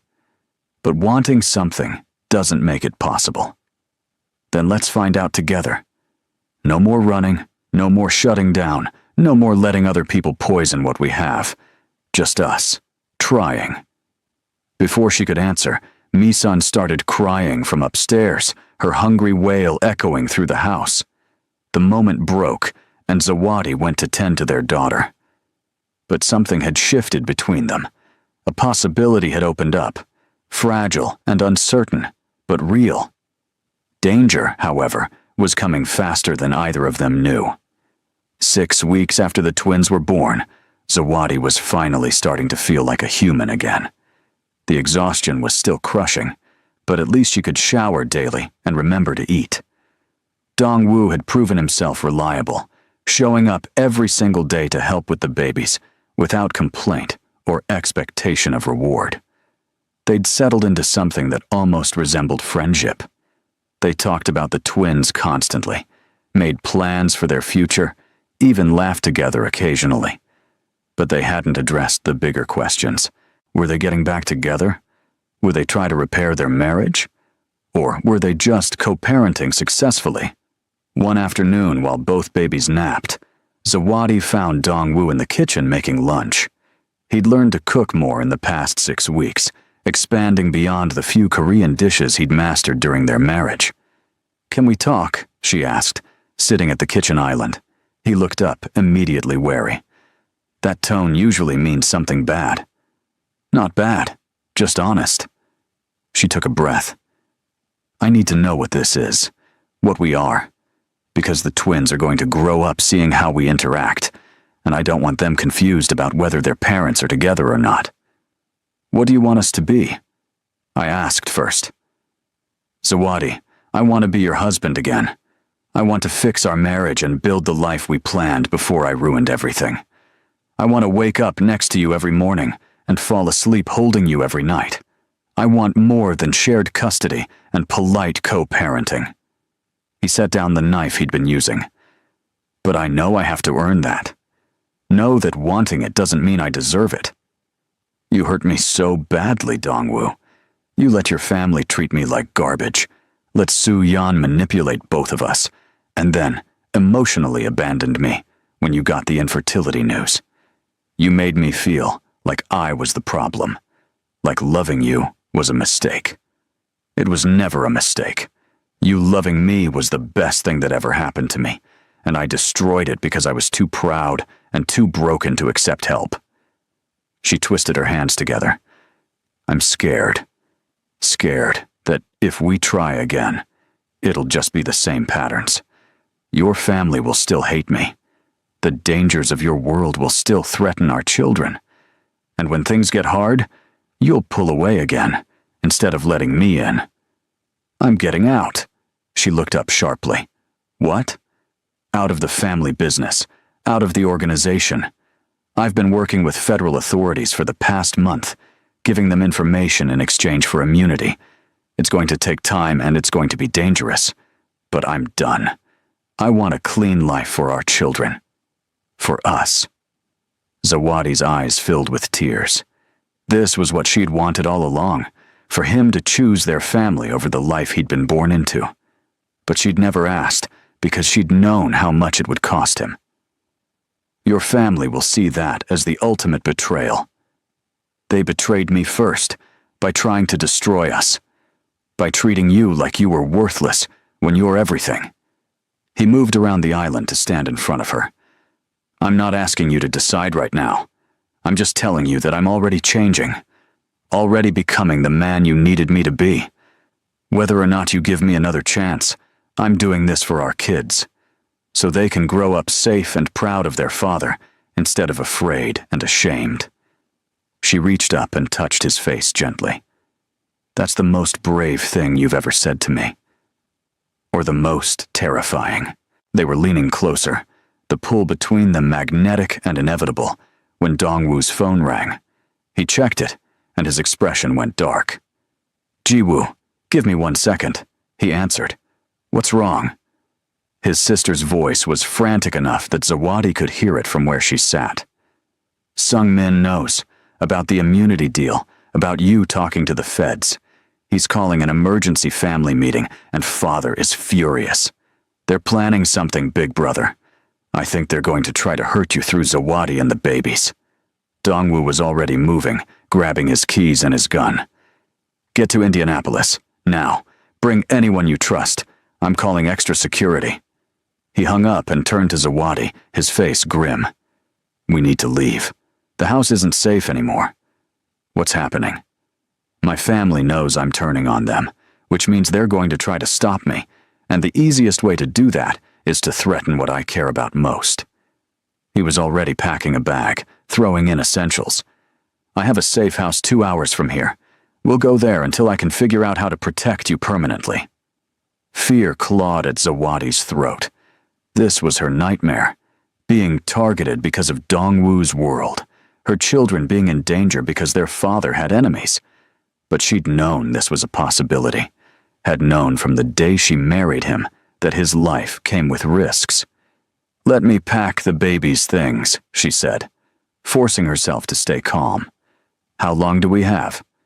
"Maybe an hour before they figure out where we are. Maybe less." They moved with military efficiency, packing bags and car seats and formula. Zawadi grabbed her important documents, while Dongwoo made calls to his security team. Within 20 minutes, they were in his car with both babies and speeding away from Indianapolis.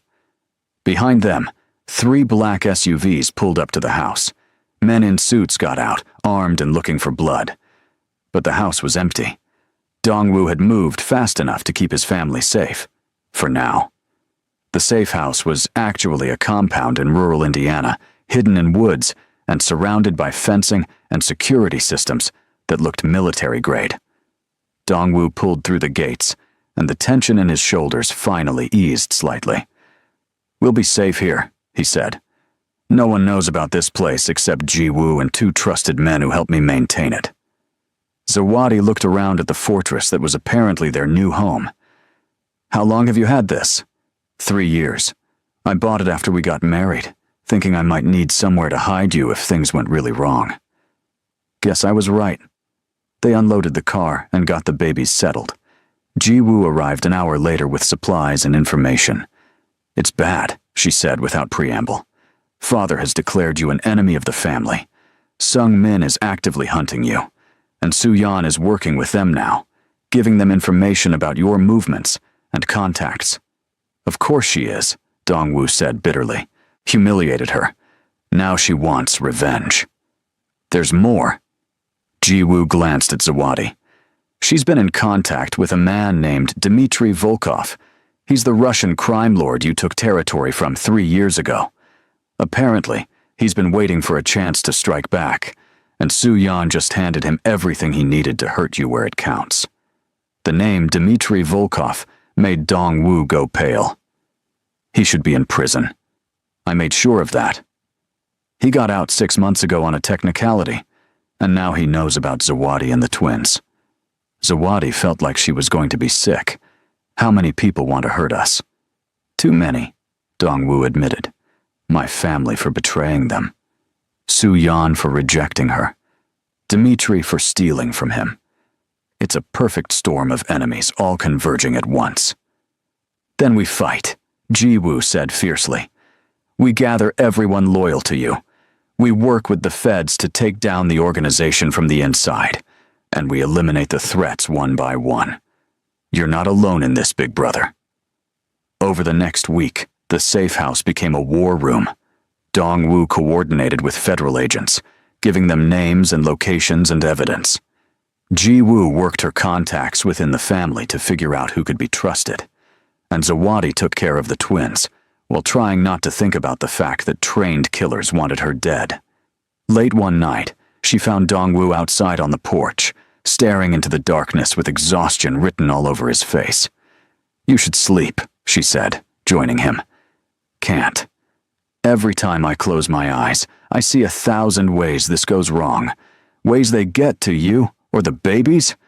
Ways I fail to protect you again. You haven't failed. We're safe right now because of you. Safe for now isn't good enough. You deserve to live without fear, to raise our children in peace. And instead, you're trapped in a compound, in the middle of nowhere, because I spent my whole life making enemies. Zawadi was quiet for a moment, then reached out and took his hand. I knew who you were when I married you, knew the risks, and I chose you anyway, because I loved you more than I feared the danger. That hasn't changed, Dong-Woo. I'm still choosing you, still choosing us. He turned to look at her, hope and disbelief warring on his face. What are you saying? I'm saying I want to try again, want to fix what we broke, but this time we do it together. No more shutting each other out, no more letting other people poison us, no more running when things get hard. We face everything as a team, or not at all. Zawadi, she kissed him before he could finish, pouring 8 months of pain and longing and desperate love into that kiss. He responded immediately, pulling her close and kissing her back like she was air and he was drowning. When they finally broke apart, both breathing hard, she rested her forehead against his. I never stopped loving you, she whispered. I tried so hard to hate you, to move on, to convince myself I was better off alone. But I never stopped. Neither did I. Not for one single day. They stayed like that, holding each other in the darkness, until one of the babies started crying inside. Reality intruded, as it always did with newborns. But something fundamental had shifted between them. They'd found their way back to each other, and this time they weren't letting go. The attack came 3 days later. Zawadi was feeding Misun when alarms started blaring throughout the compound. Dong-Woo burst into the nursery, his face grim. Stay here. Lock the door. Don't open it for anyone except me or Ji-Woo. What's happening? Dmitry found us. He's here with at least 12 men. He kissed her hard and fast. I love you. Protect our babies. Then he was gone, and Zawadi was alone with 2 newborns and the sound of gunfire starting outside. The gunfire was distant at first, echoing from the perimeter of the compound. Zawadi locked herself in the master bedroom's walk-in closet with both babies, her heart hammering so hard she thought it might break her ribs. This was her worst nightmare manifested, violence reaching them despite all of Dongwoo's precautions. Jiwon started crying, sensing her fear.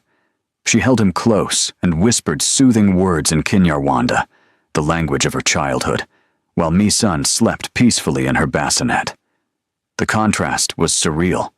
One baby screaming while the world outside dissolved into chaos, the other sleeping through potential disaster like nothing was wrong. The gunfire intensified, closer now. Zawadi heard shouting in multiple languages, Russian and Korean mixing with English. She clutched her phone, waiting for word from Dongwoo, terrified that every second of silence meant something had happened to him. Finally, after what felt like hours, but was probably 20 minutes, her phone buzzed. "Stay hidden. Dmitri breached the main house, but we've contained him in the East Wing. Federal agents are 10 minutes out. Just hold on a little longer." She texted back with shaking fingers. "We're okay. Be careful. I love you." The response was immediate. "I love you too. You and our babies are my whole world. Not losing you again."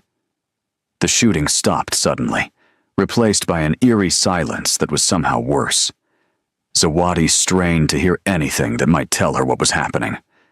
Footsteps in the hallway, voices speaking Russian. She pressed herself further into the corner of the closet, trying to make herself and the babies invisible. The bedroom door exploded inward. Zawadi stopped breathing. Heavy footsteps crossed the room, drawers being opened, furniture moved. Someone was searching methodically. She covered Jiwon's mouth gently, praying he wouldn't make a sound. The closet door handle turned. Locked. Zawadi had never been more grateful for Dongwoo's paranoia about security. "She's in there," a man's voice said in accented English. "Break it down." Before they could, gunfire erupted again, this time right in the bedroom. Zawadi heard bodies hitting the floor, heard Dongwoo's voice shouting commands. Then silence. "Zawadi? It's me. You can come out." She unlocked the closet door on trembling legs and found Dongwoo standing in the bedroom, blood splattered across his clothes and face. Behind him, 2 men lay dead on the floor. "Don't look at them," he said quickly, positioning himself to block her view. "Federal agents just arrived. Dimitri's in custody. It's over." "Is anyone hurt?" "One of my men took a bullet to the shoulder, but he'll live. Jiwoo is fine, just shaken. And our family is safe. That's all that matters." Zawadi set Jiwon in his bassinet and threw her arms around Dongwoo, not caring about the blood, just needing to feel him alive and whole. He held her tight, his body shaking with adrenaline and leftover fear. "I'm so sorry," he said into her hair. "I'm so sorry my life brought this to your doorstep." "Our life. Our doorstep." She pulled back to look at him. "I meant what I said. We're in this together now, which means your enemies are my enemies, and we face them as a team. You're insane. Probably. But I'm your kind of insane." Federal agents swarmed the compound for the next several hours, collecting evidence and taking statements. Dmitri was loaded into an armored vehicle, and this time, there would be no technicalities getting him out. The evidence Dongwoo had been collecting, combined with the attempted murder charge from today's attack, would put him away for life. One threat eliminated. But the bigger threat remained. Dongwoo's own family. 2 days later, cleaned up and rested, Dongwoo arranged a meeting with his father and brother. Neutral ground, with federal agents nearby for security. He didn't tell them about the agents. That would come as a surprise. Zawadi wanted to come with him, but he refused. "This could get violent. I'm not risking you or the babies." "Then it definitely needs me there. You need someone to remind you that reacting with violence is exactly what they expect. Someone to keep you human instead of letting you become what they made you." He studied her for a long moment. "When did you get so wise?" "Around the time I married a Korean mobster and thought that was a reasonable life choice." They met at a restaurant Jun-sik owned, closed to the public for this private conversation. Dongwoo's father sat at the head of a long table with Sung-min at his right hand, and Soo-yeon standing behind them like a loyal dog. "You brought your wife," Jun-sik said with distaste, when Zawadi entered, holding Mi-sun while Dongwoo carried Ji-won. "This is family business." "She is family. More family than anyone at this table." Dongwoo sat across from his father with Zawadi beside him. "And these are your grandchildren, though you've never once asked to meet them." Hai-won, his mother, had come too. She looked at the babies with hunger in her eyes, a grandmother's longing warring with her prejudice and pride. "They're not legitimate," she said weakly. "You married without permission, divorced like it meant nothing." "We're remarrying," Dongwoo interrupted. "Properly this time, with witnesses and legal documentation. And you're all invited, though I don't expect you to come. I just wanted you to know before you hear it from someone else." Sung-min laughed bitterly. "You're remarrying the woman who left you? The one you couldn't even keep happy for a year? The one I failed through my own weakness. The one who gave me children I was told I couldn't have. The one who stayed by my side during an attack on our home instead of running away screaming. Yes, that woman. I'm remarrying her and spending the rest of my life proving I deserve her." "This is pathetic," Soo-yeon spat. "She's made you soft and stupid. You're throwing away everything for—" "Careful," Zawadi said quietly, her voice carrying steel beneath the gentleness. "That's my husband and the father of my children you're talking about. Whatever games you played before, whatever lies you told, they're finished. You have no power over us anymore." Soo-yeon's face twisted with rage. "You think you won? You think just because he came crawling back to you that—" "I wasn't finished talking." Zawadi's tone could have cut glass. "You tried to destroy our marriage because you wanted something that was never yours.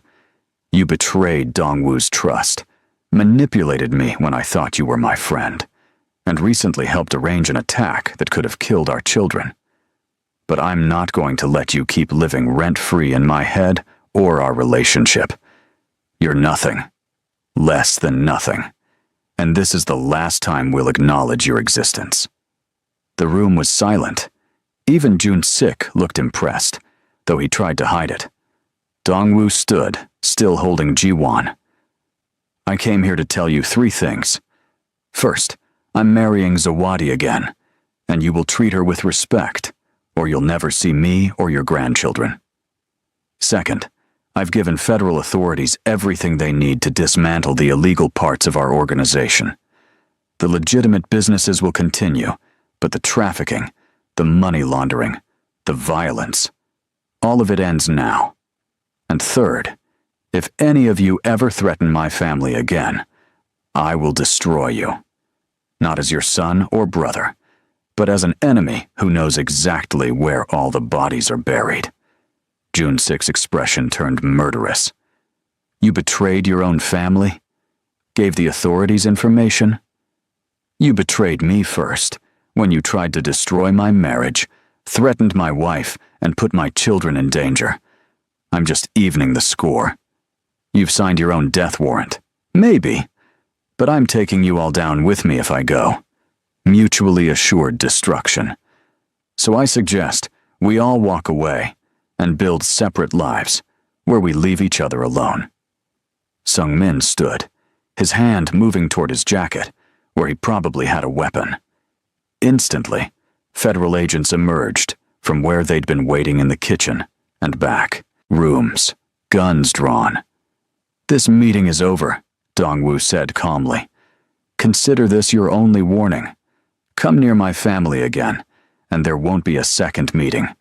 There will only be arrests and prison time for everyone at this table who's been involved in criminal activities, which, according to my documentation, is all of you except Mother." He turned to his mother, his expression softening slightly. "You have a choice. You can side with them and lose your son and grandchildren forever. Or you can accept that I'm building a new life with the woman I love and be part of it. But you need to decide now. Haewon looked at the babies, at Zawadi's fierce protective expression, at her son who'd grown stronger than she'd known. I choose my grandchildren, she said quietly, and if that means accepting their mother, then I'll learn. It wasn't a declaration of love or acceptance, but it was a start. They left the restaurant under federal protection, leaving Dongwoo's father and brother and Soo-yeon to face the consequences of their choices. Later that week, arrests were made. Jun-sik, Sung-min, and Soo-yeon were all charged with various crimes that would put them away for decades. The Park family's criminal empire crumbled. The legitimate businesses were reorganized under new management, and Dongwoo walked away from all of it, with his freedom intact, thanks to his cooperation with authorities. How does it feel? Zawadi asked one evening as they watched the news coverage of the arrests. Seeing your family go to prison because of information you provided. Like I can finally breathe, he admitted. Like I'm free for the first time in my life. Is that terrible? It's honest. And honesty is what we're building this second chance on. They remarried a month later in a simple ceremony in Boston, where they'd decided to relocate for a fresh start. Haewon came and held Mi-sun during the ceremony, tears streaming down her face as she watched her son marry the woman who'd given him everything worth having. Ji-woo was Zawadi's maid of honor. Makina flew in from Ohio with her kids. A few of Dongwoo's loyal men who'd left the organization with him attended. It was small and imperfect, and absolutely perfect.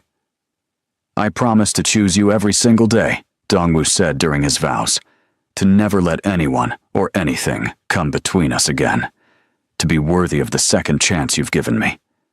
I promise to be strong enough to tell you when I need help, Zawadi said, to trust you with my fears instead of running from them, to build a life with you that honors both our cultures and creates something entirely new for our children. They kissed as husband and wife for the second time, and this time it felt like a beginning instead of a desperate gamble. They bought a house in a diverse Boston neighborhood with good schools and parks. Dongwoo started a legitimate import business, using his connections for legal trade. Zawadi finished her law degree and began working for an immigration nonprofit, helping refugees like she'd once been. Their life wasn't perfect. There were still hard days, still arguments, still moments when old wounds ached. But they faced everything together now, as the team they'd promised to be. Ji-won grew into a serious, protective little boy who followed his mother everywhere. Mi-sun became the bold one, fearless and laughing, always getting into mischief. They were perfect and exhausting, and the best thing either parent had ever done. One night, 2 years after their second wedding, Zawadi found Dongwoo in the twins' room, watching them sleep. "What are you thinking about?" she asked, sliding her arms around him from behind. "How close we came to losing this. How many wrong choices could have meant these two perfect humans never existed. How grateful I am that you were brave enough to give me another chance." "We were brave enough to give us another chance." She rested her cheek against his back. "Both of us." He turned in her arms and kissed her gently. "I love you, Zawadi Park, more than I did when we first married, if that's even possible." It's possible. Love grows when you water it with honesty and effort, instead of drowning it in pride and fear. When did you become so wise? I told you. The day I married a reformed Korean mobster and decided that was somehow a good life choice. They laughed quietly, not wanting to wake the twins, and stood together watching their children breathe. Outside, Boston went about its business, completely unaware that in this small room, a family that shouldn't exist had become the most real thing in the world. Later that night, tangled in their bed after the twins finally settled, Zawadi brought up something that had been on her mind. "I want to try for another baby," she said into the darkness. Dongwoo went still. "Really? After how hard the twin pregnancy was? Really? I want our kids to have siblings. Want to fill this house with noise and chaos and love. And I want to do it right this time, with you by my side from the first day, instead of suffering alone. He pulled her closer. Then let's make another miracle. As many miracles as you want. They made love slowly, tenderly, full of promises and hope, and the absolute certainty that whatever came next, they'd face it together. 3 months later, Zawadi took a pregnancy test, and it came back positive. This time, when she told Dongwoo, he cried tears of joy instead of fear. This time, they went to every doctor's appointment together, painted the nursery together, dreamed about their growing family together. Their third child, a daughter they named Hope, was born healthy and loud, announcing her arrival like she owned the world. And maybe she did. Maybe all their children did. Because Dongwoo and Zawadi had learned the hardest lesson, that love isn't about perfection or easy choices. It's about showing up, doing the work, and choosing each other even when everything says you shouldn't. Their story started with wine spilled on an expensive suit. It crashed and burned through betrayal and lies, and 8 months of separate hell. But it ended with a house full of laughter, children who looked like proof that miracles happen, and 2 people who'd found their way back to each other against impossible odds. Some fires burn out. Some destroy everything they touch. But the right fire, tended carefully and fed with honesty and effort, burns forever. Boston in autumn was beautiful, leaves turning gold and red, the air crisp with the promise of winter, their neighborhood full of families walking to parks and schools. Zawadi pushed the double stroller with Ji-won and Mi-sun, while Dongwoo carried baby Hope in a carrier against his chest. They looked like any other young family enjoying the season. No one would guess that just 3 years ago, they'd been targets of multiple criminal organizations, that they'd survived attacks and betrayals and a divorce that should have ended them permanently. Ice cream, Ji-won announced, pointing at their favorite shop. It's too cold for ice cream, Zawadi protested. It's never too cold for ice cream, Dongwoo countered, already steering toward the shop. Besides, we're celebrating. Celebrating what? 3 years since we remarried. 3 years of being happy. That deserves ice cream. They sat at a corner table while the twins devoured chocolate cones, and Hope slept peacefully. Zawadi watched her husband help Mi-sun with her melting ice cream, and felt overwhelming contentment. What? Dongwoo asked, catching her staring. Nothing. Just thinking about how far we've come. From throwing wine on my suit to throwing up from morning sickness. Quite a journey. She kicked him lightly under the table. You're never letting that go, are you? Never. Best accident of my life. But their peace was about to be tested one final time. The letter arrived 3 days later, forwarded from their old Indianapolis address. Official looking, legal. Zawadi opened it while Dongwoo was at work and felt her blood run cold. Sung-min had been released from prison on appeal. Some technicality with the evidence, some lawyer who'd found a loophole, and according to the letter, which was from a legal firm representing him, he was suing for grandparents' rights to see the twins, not even his children, his brother's children. But apparently, the law had provisions for extended family in certain circumstances, and Sung-min was exploiting them. When Dongwoo came home and read the letter, his expression went dark with old rage. He's doing this to hurt us, to force his way back into our lives. Can he win? Legally. I don't know. But we're not fighting this alone. He pulled out his phone. Time to call in favors.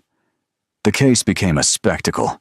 Sung-min's lawyers painted Zawadi as an unfit mother who'd kept the children from their family.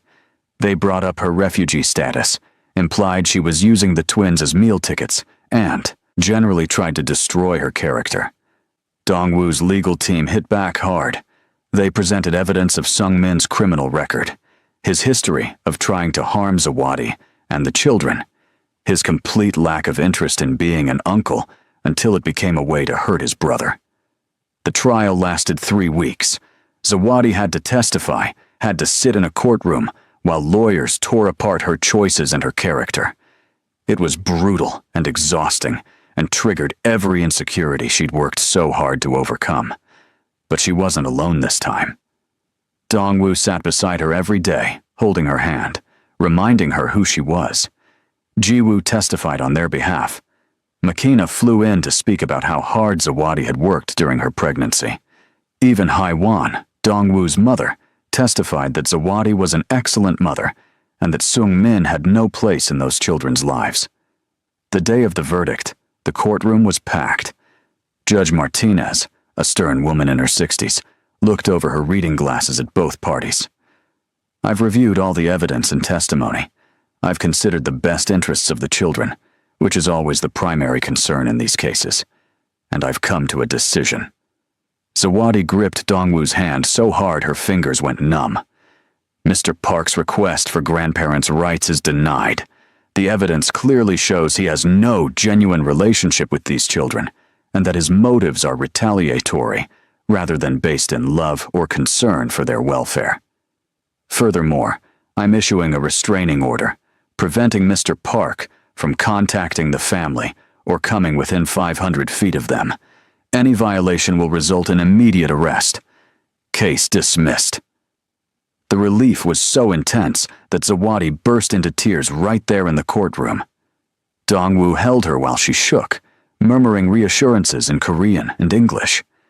Outside, Sung-min was waiting with his lawyer, his expression twisted with hatred.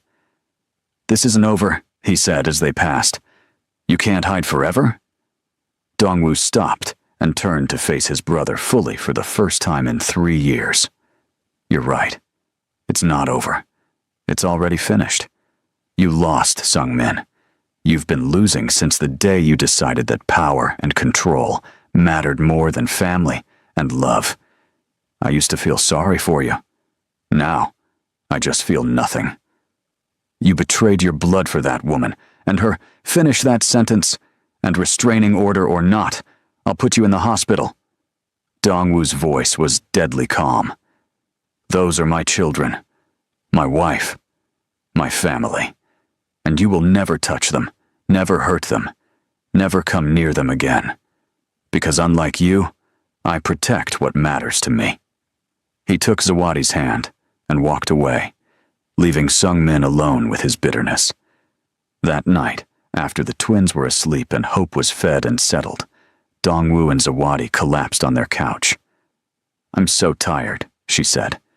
"Tired of fighting, tired of proving myself, tired of dealing with your family's drama. I know. I'm sorry you have to keep going through this because of me. Stop apologizing. I chose this life, remember? I chose you and everything that comes with you." She snuggled closer to him. "But I'm also choosing to believe that this was the last big battle. That from here on out, it's just normal life stuff. Kids' school plays and science projects, and arguing about whose turn it is to change diapers. I would love nothing more than boring, normal life stuff with you." They sat in comfortable silence until Zawadi spoke again, her voice thoughtful. "Do you ever regret it? Leaving the family business? Burning all those bridges? Starting over?" "Never. Not even once." He kissed her temple. "That life was killing me slowly, making me into someone I hated. You saved me from that, Zawadi. You and our children showed me what actually matters. We saved each other. That's what partnership is." Over the next year, life did settle into something resembling normal. The twins started preschool. Hope grew from a newborn into a giggly baby who adored her older siblings. Zawadi's immigration law practice grew, and she became known for taking on difficult cases and winning them. Dongwoo's business expanded, opening offices in 3 cities. He hired refugees and immigrants, giving them opportunities they wouldn't get elsewhere. It was his way of honoring Zawadi's journey and giving back to communities that had been ignored. Haiwan became a regular presence in their lives, arriving every Sunday for dinner and spoiling the grandchildren relentlessly. She and Zawadi would never be best friends, but they'd found mutual respect and genuine affection. "You've made my son happy," Haywan said one evening while they cleaned up after dinner. "Happier than I've ever seen him. I was wrong about you. I let prejudice and pride blind me to what was obvious, that you're the best thing that ever happened to him. Thank you for saying that. It means more than you know. Will you forgive an old woman her foolishness?" Zawadi hugged her mother-in-law carefully. "Family forgives. That's what you taught your children, even if they learned it the hard way." 2 years after the court case, Zawadi got an unexpected call. Su-Yan, still in prison, wanted to speak with her. Zawadi's first instinct was to refuse, but something made her agree to a supervised visit. Su-Yan looked terrible. Prison had aged her, hardened her, taken away the polished beauty she'd once wielded like a weapon. "Why did you come?" Su-Yan asked, when they sat across from each other with a guard nearby. "I don't know. Curiosity, maybe. Or a need for closure." "I hated you," Su-Yan said bluntly. "Hated that he chose you over me, that you had everything I wanted. I spent years plotting how to destroy you. I know. You almost succeeded. But you survived, thrived even. I saw the article about your law practice, about his business. You two built something real while I rotted in here." Su-Yan's expression was bitter. "I don't expect forgiveness. I just wanted you to know that I realize now what I lost. Not Dongwoo, because he was never mine to lose, but the chance to be a good person, to build something real instead of tearing down what others had." Is there a question in there somewhere? Just this. How do you do it? How do you love someone so completely without losing yourself? Zawadi thought about all they'd been through, all the times she'd almost given up, all the moments when staying was harder than leaving. You don't love without losing yourself. You love and find a new, better version of yourself in the process. The version that's strong enough to be vulnerable, brave enough to trust, and secure enough to let someone else be strong when you're weak. She stood to leave. "I hope you find that someday, Su-Yan. I genuinely do. Because living with bitterness is its own kind of prison." She left feeling lighter than she'd expected. Forgiveness wasn't about Su-Yan deserving it. It was about Zawadi refusing to carry that weight anymore. That night, she told Dongwoo about the visit. He listened without interrupting, then pulled her into his arms. "You're an incredible person, you know that? I'm just someone who got tired of being angry." "No. You're someone who chooses grace when you could choose revenge, who builds up instead of tearing down, who makes everyone around you want to be better." He kissed her softly. "I don't know what I did to deserve you, but I'm grateful every single day. You deserved me because you chose to become worthy. That's the secret, Dongwoo. Not being perfect, but being willing to grow." 5 years after their remarriage, on their anniversary, Dongwoo surprised Zawadi with a renewal ceremony. He'd planned everything in secret with Jiwoo's help. A beautiful venue, their closest friends, even flying in Zawadi's aunt from Rwanda. "Why?" Zawadi asked when she realized what he'd done. "We're already married. Twice. Because I wanted to celebrate us. Celebrate surviving things that should have broken us. Celebrate building a life that's even better than what we dreamed of." He took her hands. "And because I wanted to make new vows, ones based on who we've become instead of who we were."